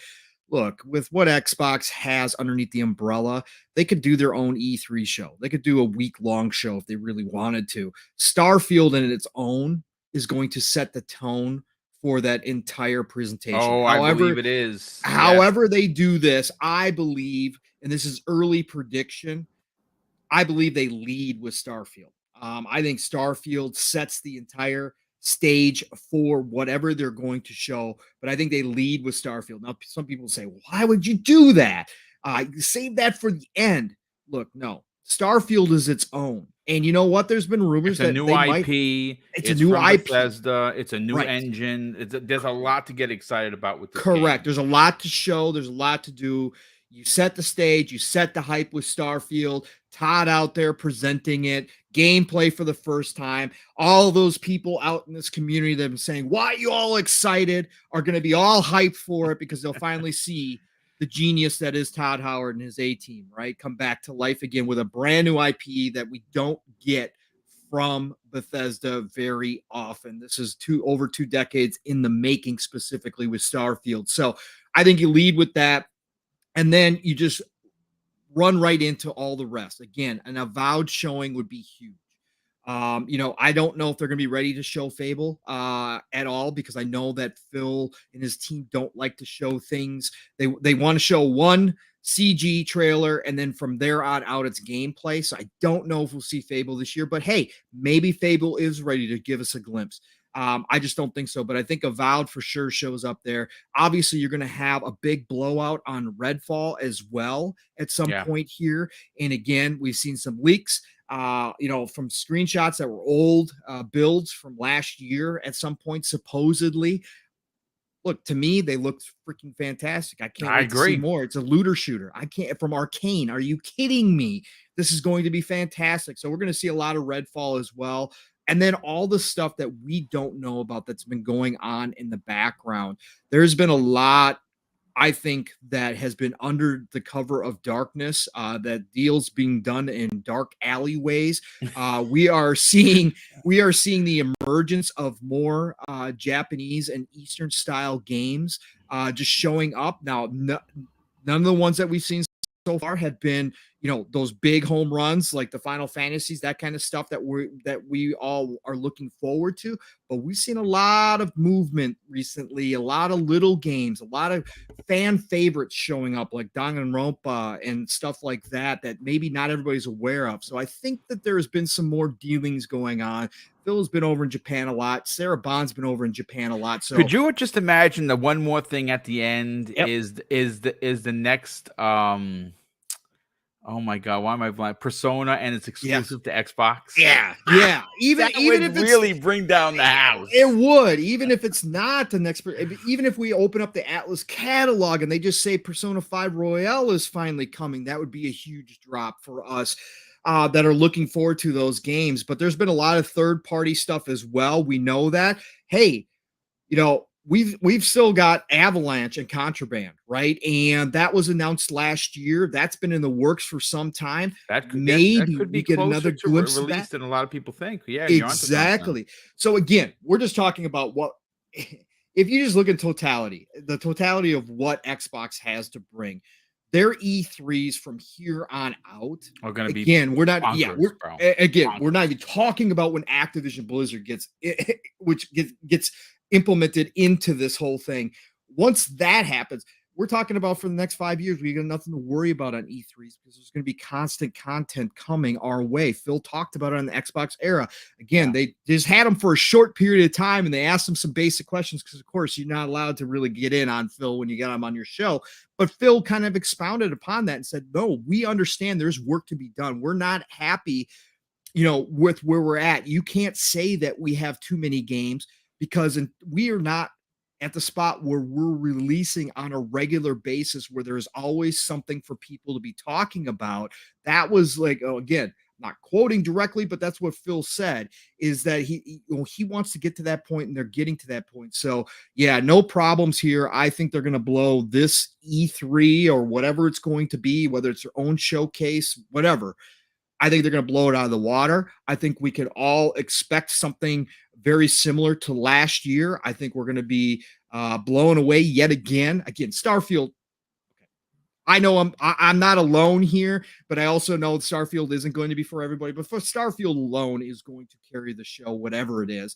And then if they could throw in a Forza in there as well, something like that, along with a Redfall, and then maybe an Avowed showing and a Contraband showing, and then you throw in all the third-party stuff in there as well. That's a huge win right there. That's going to be another epic show for us to enjoy. So I can't wait. I'm looking forward. I mean, you also got to remember they're going to bring in some potential third-party deals. Yeah. They're going to bring in what is the Kojima's deal is finally done, right? Yeah, I mean, they're going to bring in some indie stuff that is exclusive to Xbox and Xbox Game Pass. I have a feeling I'm very hopeful and excited to see what they bring at this year's E3, and I think there is a good shot based on what you were saying that they could actually top last year, and I think it's because they have so much in the works that it's literally just based on numbers alone. You can just anticipate that it's going to be a killer show. Maverick, get your opinion on his brother. Jeff Grubb, the guy knows his stuff, man. He really does. And obviously, a June show, really not that big of a surprise. But the question that I have for you is, can Microsoft bring it to deliver a show bigger than last year, which we all know last year's show was epic? I think every year for the next several years is going to be bigger than the last year. Great point. That we keep getting new game announcements, plus also all of these games that we've already known about are not released yet. Yeah. So therefore, it just keeps compounding upon itself, where we need to see more of these things. Like Paul was saying, we need to see more. We need to see Fable. We need to see more Perfect Dark. We need to see more. We need to see what Everwild's going to be. We need to see more of everything, right? Because there's got a lot of stuff announced. Avowed. We're for sure going to see probably, like you said, Starfield and Redfall this year. And I'm hoping maybe Forza Motorsport. But those are like kind of almost the givens, Yeah. And even if those are the givens, that's a lot for any publisher to have at a big show. So then you move past that and it's like, okay, we have all of these other games releasing within the next 2 or 3 years. We got to find ways to show them. Big stage is where they're going to do it. And then you put all these givens, you put all of these things that we know are in development that have been announced. They got to show them at some point. Then you start adding in, oh, wait, they still got a lot of new games to announce officially as well that we know are in development, because they've actually said that there's projects in the works, but they just haven't actually made it. They supposedly have 50 projects at the between the studios that they currently have. 50 50 games. So you're talking about another game from Obsidian. You're talking about In Exiles games. You're talking about Compulsion's game. You're talking about these Microsoft Xbox game publishing games, like the deal supposedly they have with IO Interactive, the deal they supposedly have with Certain Affinity, Avalanche. you know, Yeah. all of these things. We're gonna get announcements, and that's so these shows are always great for me for the one main reason is new game announcements. New game announcements get me hyped more than anything else because it gives me something else to be excited for. I'm already over the moon excited over everything that they have in store for us over the next 5 years that we know we're all getting in a Game Pass service where we get to only pay a fee. And I'm gonna have to buy all this stuff. It's crazy, right? It's crazy. All these studios, all these projects, all these games coming, and we don't got to spend more than $15 a month, or more than 10 if that's your bag. But it's just insane. All of this stuff coming. So is it going to be bigger? Yeah, it just because that's just where the numbers work out. Unless like the one thing that some people were saying, like, what if they started doing quarterly shows, right? And for me, that's like if that had an impact on their ability to have a big show in the summer, then I wouldn't want that. Right now, I think you could do both, but I think what they're probably going to do, and which is kind of what they did last year, they're going to use E3 or non E3, but summer game showcase, whatever the heck you want to call it, and have a massive blowout. You're going to have a couple things at like Gamescom, and then you're going to have a couple things at the Game Awards, right? And it worked well for them because all of this stuff everybody's been saying the last 6 months. Oh, the Xbox needs to show us something. I'm bored. Xbox needs to show us something. Where's all the games at? Once this E3 show happens. Oh, sorry again, not E3. Once the summer game show happens, nobody's gonna be talking about the last 6 months. We're gonna be like, oh my god, it's crazy. Remember our reactions last year when a lot of us considered it maybe the best E3 showing of all time? Yeah. Mm-hmm. This is probably going to be better this year and better next year.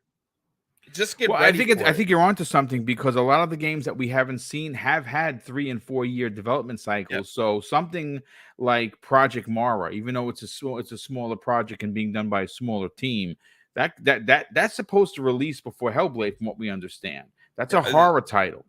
How about Indiana Jones? Yeah, Indiana Jones. Yeah, dude. I mean, they've been working on that for a minute. I mean, Wolfenstein 3 is something that Boxenberger believes is potentially done, or so we don't know there. It's going to be a great time. What to be about an that Xbox Wu-Tang game. Clan fighting game? Yes. I mean, all of these things, man. There's like so much stuff out there, and it's absolutely mind blowing when you actually break it all down and look at a list. And I've done this on the show before where I just went down and I named everything, right, that they've had. And that was after that had come out, I realized I missed some things, even when I ran down those lists. It's like people should not be like raising doom and gloom over things like with Xbox. Now, there's always room for concern over certain things. Should they be doing this differently? Should they be doing this differently? Nitpicky things. But like the amount of content we're going to get over the next several years is not questioned. Yeah, right? You cannot question that.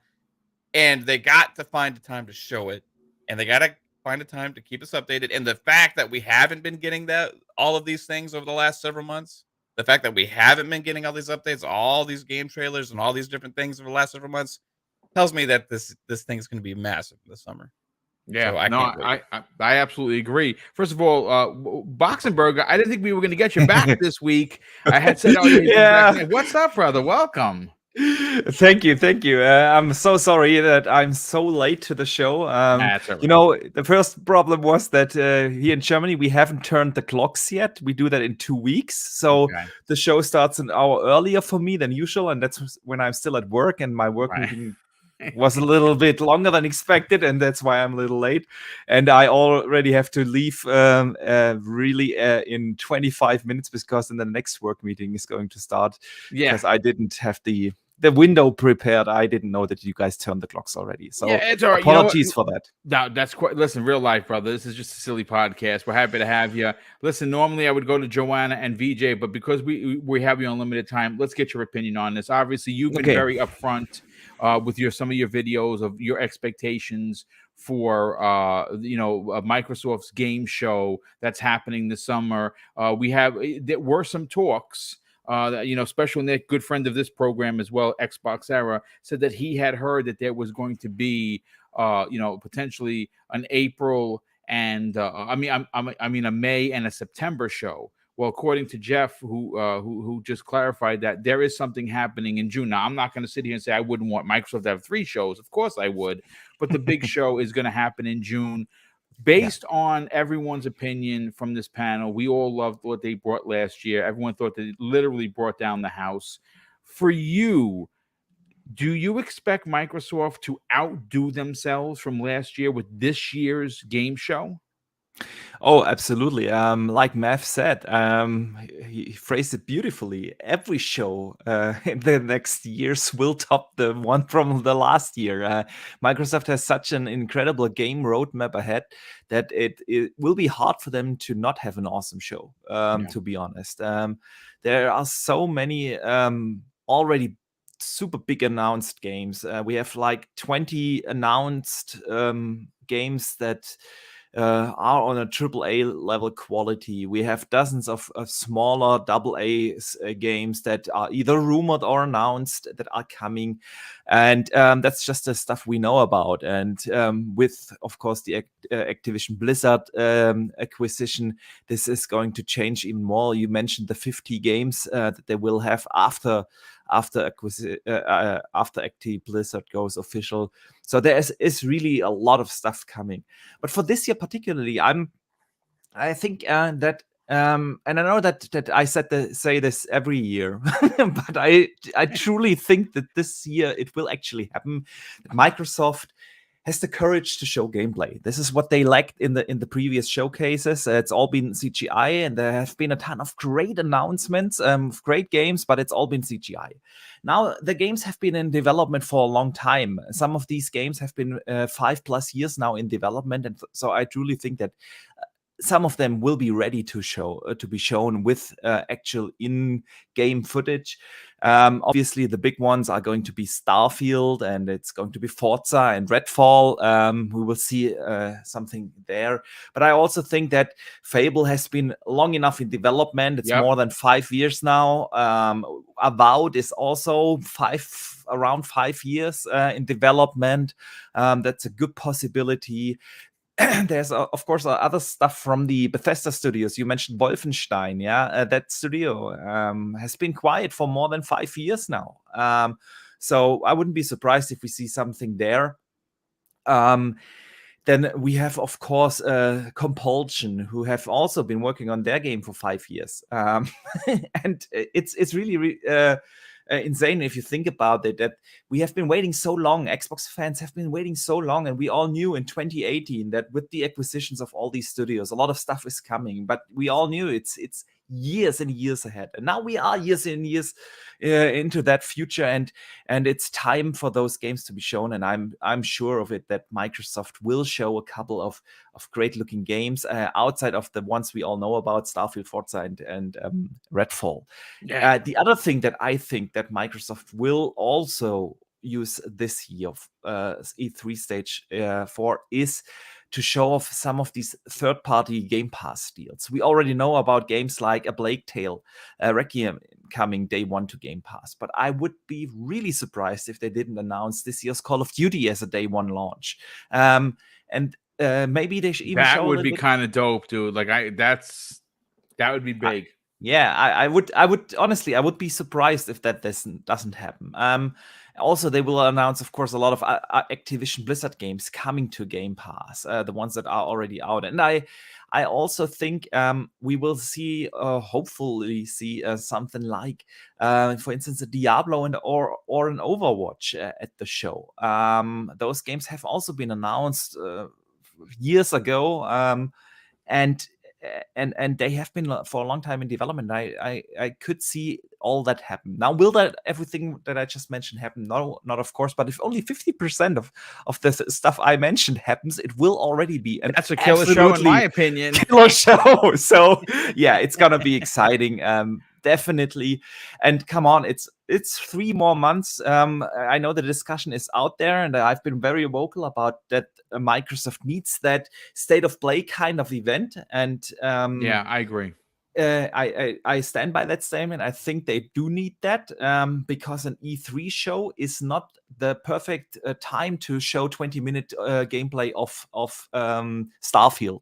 That's really not the best stage for that. And but to introduce a game like a Starfield or like a Redfall properly, you kind of need to give those developers 10, 15, 20 minutes to explain their games. And so I truly hope that they are actually listening. We know usually the Xbox executives do listen to the community, and this has been the dominating discussion point for at least a month now in the Xbox community, that Xbox needs this kind of showcase. And I think well, that they might.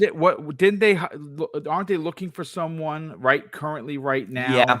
To bring, but that's in? Probably a 2022 3 thing. Then, if you hire someone now to bring that program into place, I think they will do something else. They had last year already that post-show event that Paris Lily, which was covered. Fantastic. It was probably at least at this. I personally loved that event just as much as the big show, to be honest, because it was what I liked. They have shown Hellblade 2. They had the developers on there, and Karim Antoniadis was on there talking a little bit about their ambition and where they at the project. And then they showed little teaser snippets of gameplay. I love that stuff.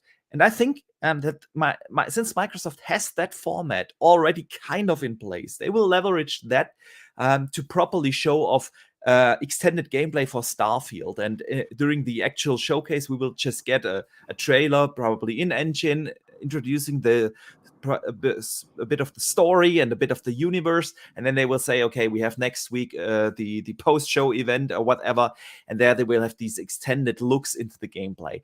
And maybe they hear the community and split that show up into multiple events and have a little bit better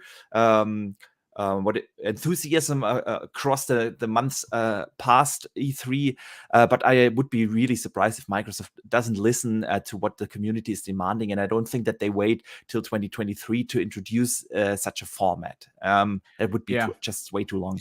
I would love to see very, very, very similar to what's happening this Thursday with Hogwarts Legacy. Yes, something like that, exactly. And give that spotlight to 20 minutes. You get in, you get out, and then the people talk about it afterwards. I would love to see that with Avowed. I'd love to see that with Fable. Yeah. I would love to see that. Maybe that's the May show that Special Nick's talking about. Maybe Starfield it could very well be. Maybe Starfield gets its own showcase, right? During that interview at Xbox Era, Pong, Phil Spencer specifically mentioned State of Decay 3, and he loves what they're doing with what they're doing over there. I have a strong suspicion that game, I'm not saying it's releasing this year. It's not going to release this year, but I have a strong suspicion that game is coming next year for sure. And maybe we see that in there too. Yeah, I mean, I think what they need to do is, listen, you can. There are going to be people that say, "Oh, I don't want them to do what Sony's doing," and I would tell you that you're straight up wrong for that, because what Sony's doing is, they've been doing for quite some time, and it's been proven successful. We as content creators love the idea that Microsoft could potentially have multiple shows per year. And I think that would be awesome. I think that would be something that we would all want. But I think more so for the sake of giving their games the proper time to get people to get excited about. You need those intimate, smaller shows that are like 20 minutes long, like 30 minutes long. I mean, I don't know what anyone. I mean, I know we this breaking news with Crystal Dynamics and the Initiative took up one of the topics that we were going to talk about, but the Twitch show that's supposed to happen, the indies that they have shown, I'm excited for every one of them. But I got news for you folks. If it's anything like it was last year, it's going to be a yawn fest. That was I tried to stream that, not realizing it was a 4-hour show. And after 2.5 hours, I tapped out. I was with you on that. It was stream. awful. It was awful.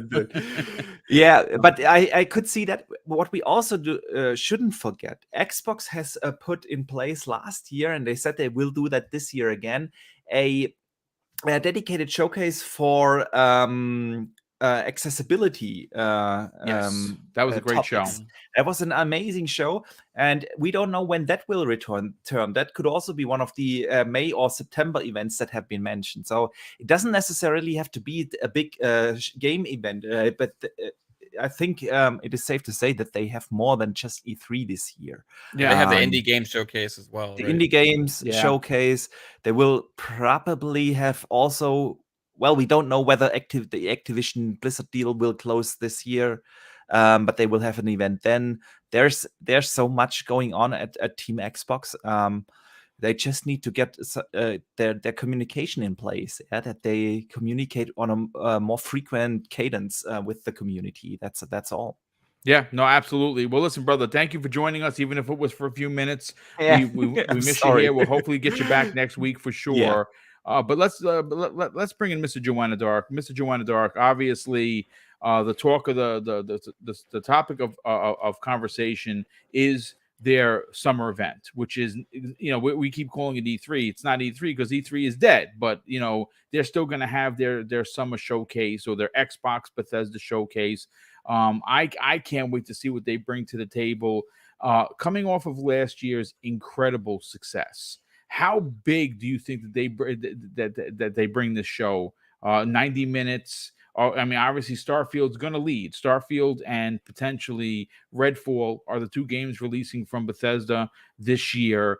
Obviously, that's probably going to lead the conversation. But do you expect some big surprises? I mean, I hope there's some surprises. I mean, I still would be satisfied just seeing, Starfield or, seeing more, finally seeing Redfall.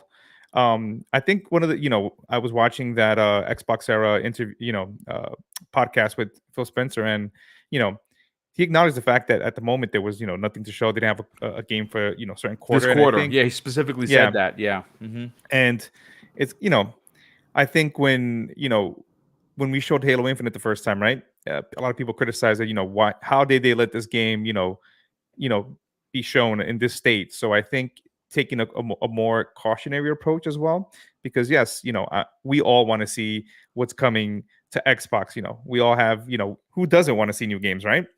But I also think if they're not ready, I'd rather show them in a good state where they can really shine and, make sure that we're not having another, Halo Infinite incident. Yep. One of the things I take key, just like Phil Shelf, and, and this is not, I have no information on this, when he points things out, I'm excited. Could we see, an update to State of Decay 3? That would be nice.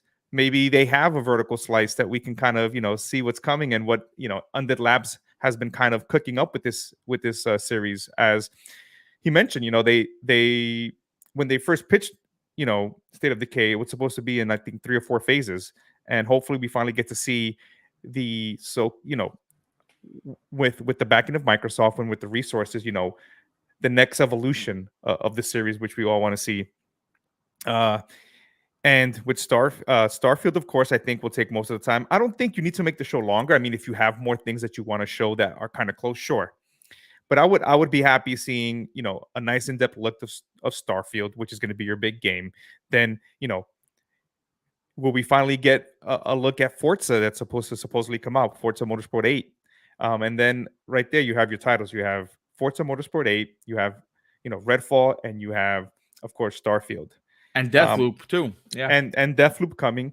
It was a surprise. It would be a nice thing to see something maybe that we weren't expecting on Game Pass maybe come on the show. That would be nice.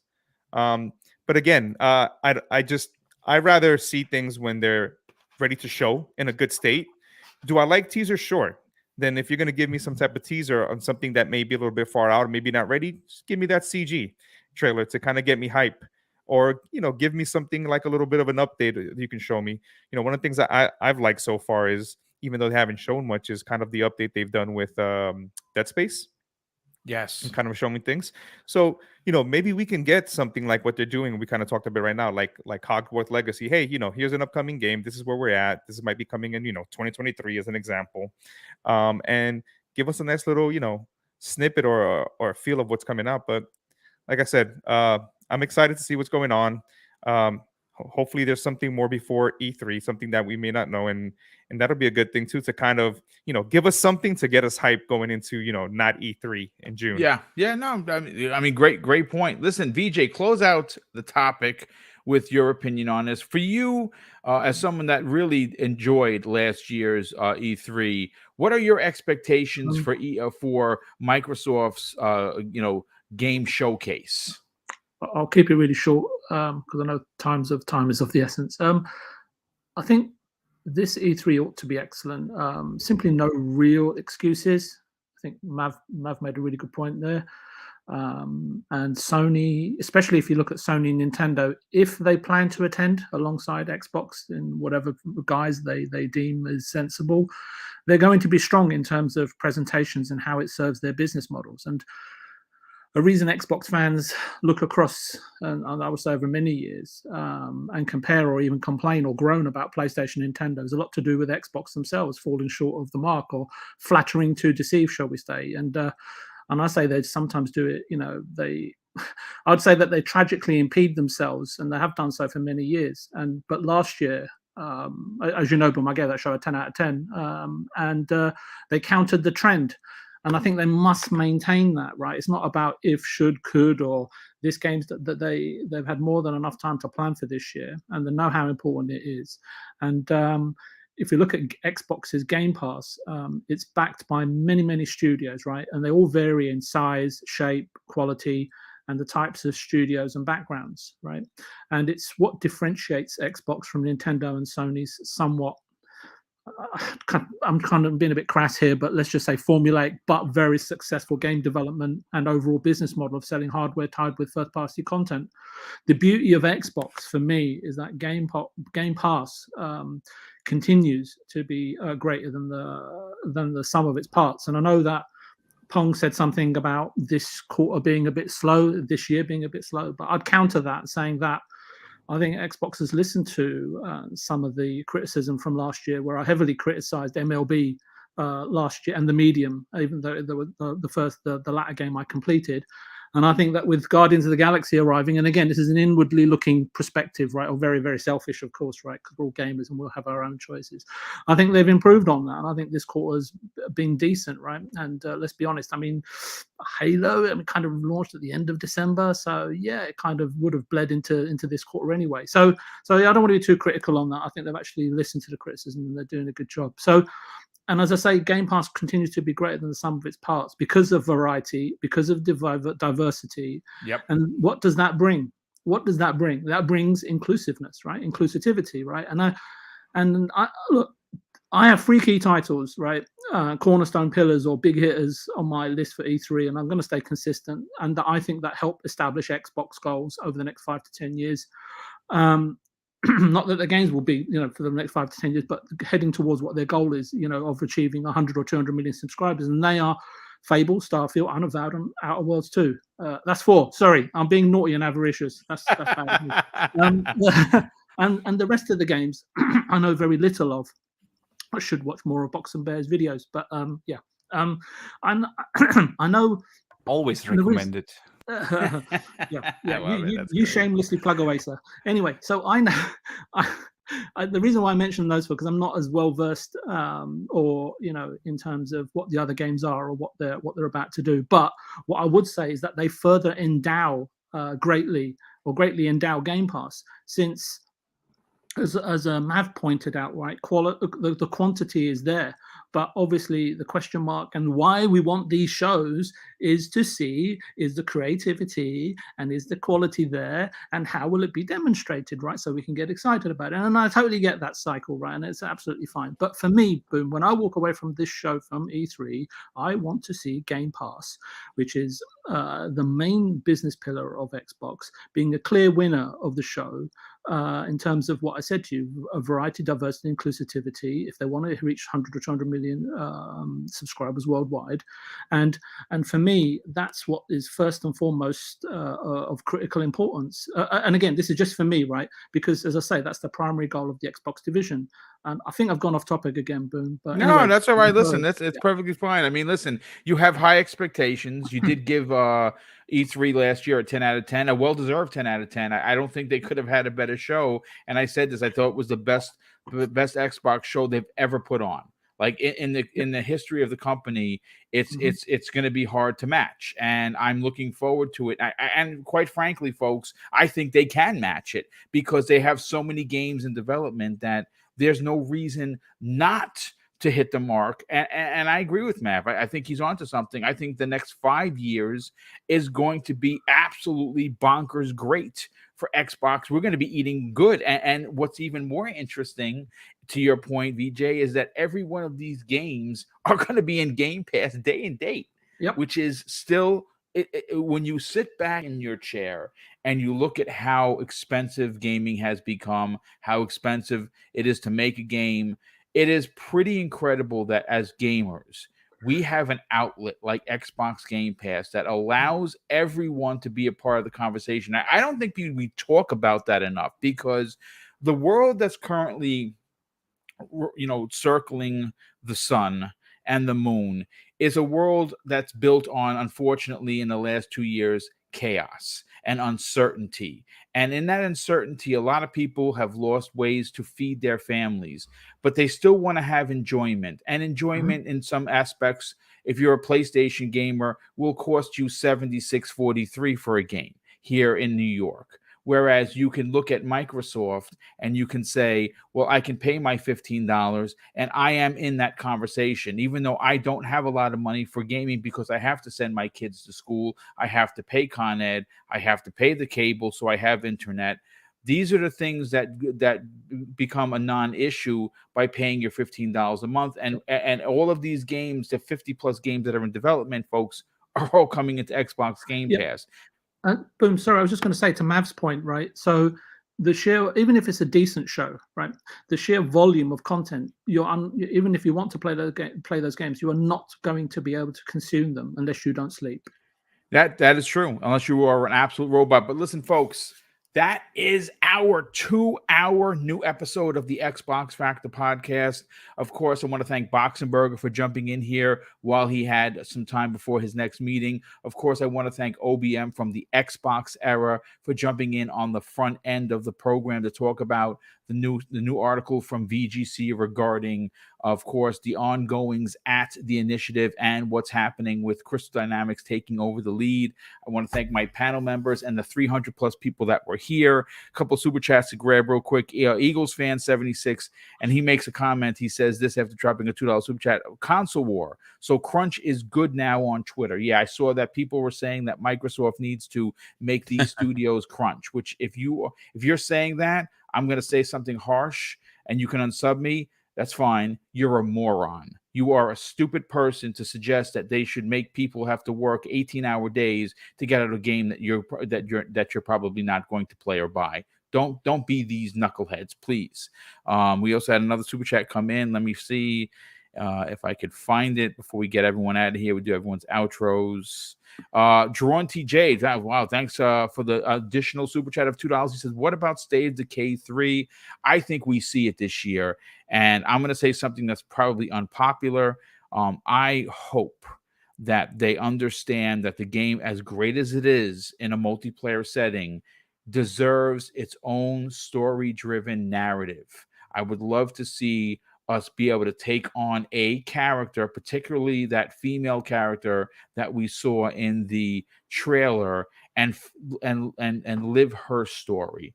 I would love. I mean, I put 60 hours into State of K2, quite enjoyed it, but I like single player stuff, man, and I would love to see single player come to State of K3 while still maintaining its multiplayer format, offering both sides of the coin, so to speak. But Pong, let's get you on out of here. Obviously, this past Saturday, you were not, you guys didn't have a living split screen. It was the missus, not your missus. It was Steel Rain's wife's birthday, which, of course, big happy birthday, but belated birthday to her. Hopefully, they enjoyed themselves taking the day off. Please, by all means, sell your brand. Tell everyone where they can find you on Saturdays at 10 a.m. Eastern Standard Time. And more importantly, what other shows you were a part of, and where could people reach out to you and strike up a conversation on social media? Absolutely. But what, man, it's been great to get back with the brothers. Yes. Talking video games. It's been too long. I missed you all. Chat, missed all of you as well, of course. Thank you for coming out and seeing us as you always do. But I have missed you all. Last week was a strange week. I only had one show last week. So again, real life comes first. So that's how it works. We all have things going on, but I appreciate being here today and everybody showing up. It was great to have One Bad Mother on here as well. Always love his thoughts on these topics. So man, what a great show. But you guys can find me Pong Soul on Xbox, on Twitter. You know the drill there. Coming up this week, again, if real life doesn't get in the way, and obviously Mav has his stuff going on as well, we will be back for PM in the PM on Thursday. That's right, over on Fun Speculations channel. Pong and Mav in the PM, 7 p.m. Eastern, 6 o'clock Central Time. It's going to be a great show. We got a lot to cover. Obviously, 2 weeks worth of stuff to go through, but we'll see which ones we pick out. So it's going to be a great conversation. We're still playing Elden Ring Game of the Year. That's correct. That's correct. When I have my opportunities, Elden Ring is still there, and I'm plugging away at that as well. We're all just tarnished. That's all we are right now. So, but PM in the PM, Thursday night, 7 p.m. Eastern, 6 o'clock Central Time. Friday night, hopefully Xbox Ultimate back on this week over on Fun Speculations channel, 9 p.m. Eastern, 8 o'clock Central Time. You know we're going to have a good time. The family has obviously not seen each other in a while, so, man, we don't know what's going to happen there on Friday night, so please check us out there. Otherwise, Living Split Screen will be back this week. Real life, willing, we will be back for sure. And Steel and I, 3+ hours. That's right. My brother from another, Steel Rain, and I, we are going to have a lot to talk about. 2 weeks of coverage. Man, who knows what's going to happen there as well. 10 a.m. Eastern, 9 o'clock Central Time in the morning. So set those alarms, 3 p.m. UK time. Living Split Screen Saturday mornings, live, raw, and uncut, as Steel says. That's going to be your Saturday morning wake up call. So join us there. Saturday nights, the Shop podcast with PTK Blam. That's right. Over on PTK Blam's channel, the Shop. We always have a good time. Myself, Fuzzy Belvedere, and whoever PTK has as a guest, please join us on Saturday night, 8 p.m. Eastern, 7 o'clock Central Time. Otherwise, it is the golden age of gaming, people. Just get out here and enjoy the content. Always have discussions. We can always have a good time. But at the end of the day, we are all having more games to play than we even know what to do with at this point, which is a good thing. So play what you love what you play, and I'll talk to you all real soon.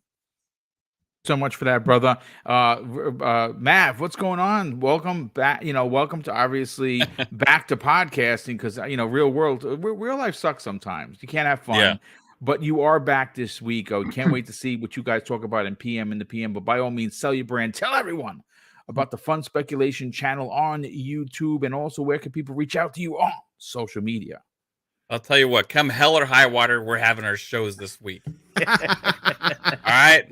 I'm sick of this. Yeah, no, it's good to be back here on a podcast talking games. Real life gets in the way sometimes, and it's going to be crazy busy around here for the time being. It's going to cut into my gaming time more than anything. So that's what really sucks. But man, I love sitting down here talking with all of you guys. It's been a blast today. This was a great show, Boom. But if anybody wants to check out our shows that are going to be back this week, come on over to Fun Speculation on YouTube. Follow me on Twitter at Fun Speculation, where you can find all the notifications and updates on when we go live for either game streams or multiple shows like Boom. Try and cover the gamut here. You know, we got Wednesday is Fun Pop, where we talk about movies. We got to give our Batman reviews still. And on that Spider-Man show. released on digital today, as a matter of fact. No Way Home, Oh, available on Google Play and all your favorite streaming places. Nice. And Thursday, PM, like Pong said, PM in the PM, we're going to deep dive on some stuff. We got a lot to catch up on. Friday, the family will be back on Xbox Ultimate, and Saturday, FSP. So I hope to see you guys there, and thank you all for tuning into this show, because this was a blast. Love it. Yeah, thanks so much for being here, brother. And Mr. Joanna Dark, by all means, brother, sell your brand. Tell them about Xbox International. Tell them about the Nickel Podcast. And where could people reach out to you and strike up a conversation on social media? Yeah, give me a second. I was just writing all the podcasts that Pong Soul's on, so I can make sure that I never miss them. But it's great to see him back. Just tattoo those on your arm. Yeah, it'll be a lot easier. Roll up the it's like Game Pass. Pong keeps giving, and I'm just like, man, I need enough hours to listen to Pong and you know everywhere he's at. But it's glad to have you back, Pong, on the show. Mav as well. Missed you guys, so it's great that we were able to get the band together, even though Boxenberger had to leave. Boom, thank you as well as always. It's no a pleasure, problem, brother. VJ, same thing.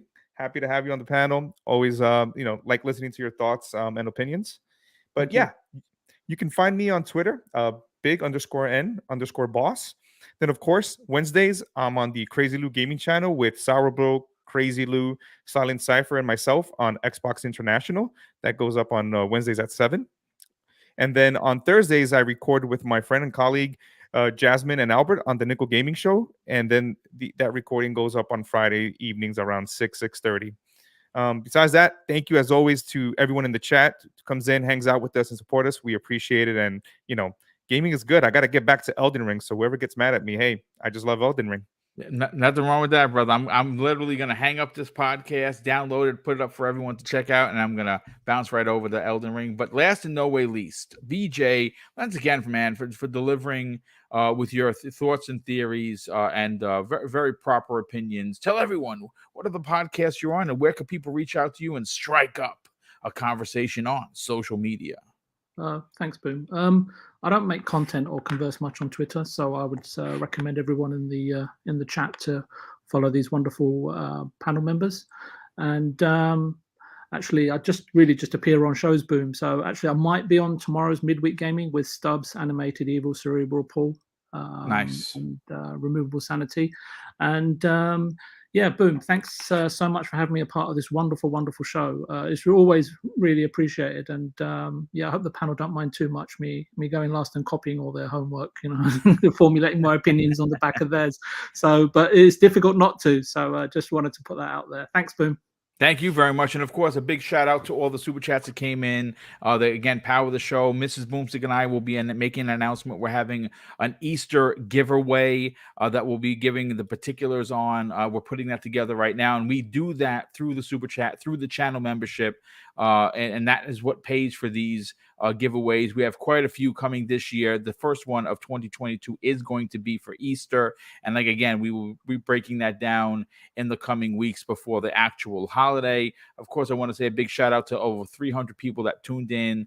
And I put some different footage because I know I was getting some complaints. People were like, they were tired of seeing Elden Ring. So here you go. You got Division 2, which I have a great time playing.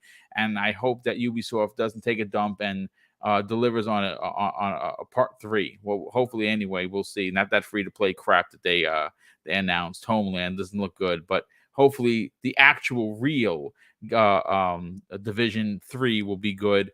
But thanks again for being here. Thank you for supporting Double Barrel Gaming. Don't forget, for the remainder of the week, Thursday, you have a new episode, or episode 4 of X Vlog Live. My guest is going to be King David. We're going to be sitting down and talking about how massive Microsoft has become with their 34 studios, including the Activision Blizzard that's expected to pass later this year, early next year. And Of course, Friday mornings, Breakfast with Boom. Tune in 10 a.m. Eastern Standard Time for that. And I'll close out the show with something, folks, that's important to me. Hopefully one day it'll be important to you. And that's something that my dear old dad taught us. And it made me not only a better police officer, but a better human being. He said, son, treat others how you want to be treated. And also, it doesn't cost anything to be nice. You live by those rules. And I can guarantee you're going to have an awesome day. So take care, everyone. And we'll see you next week on the newest episode of the Xbox Factor podcast.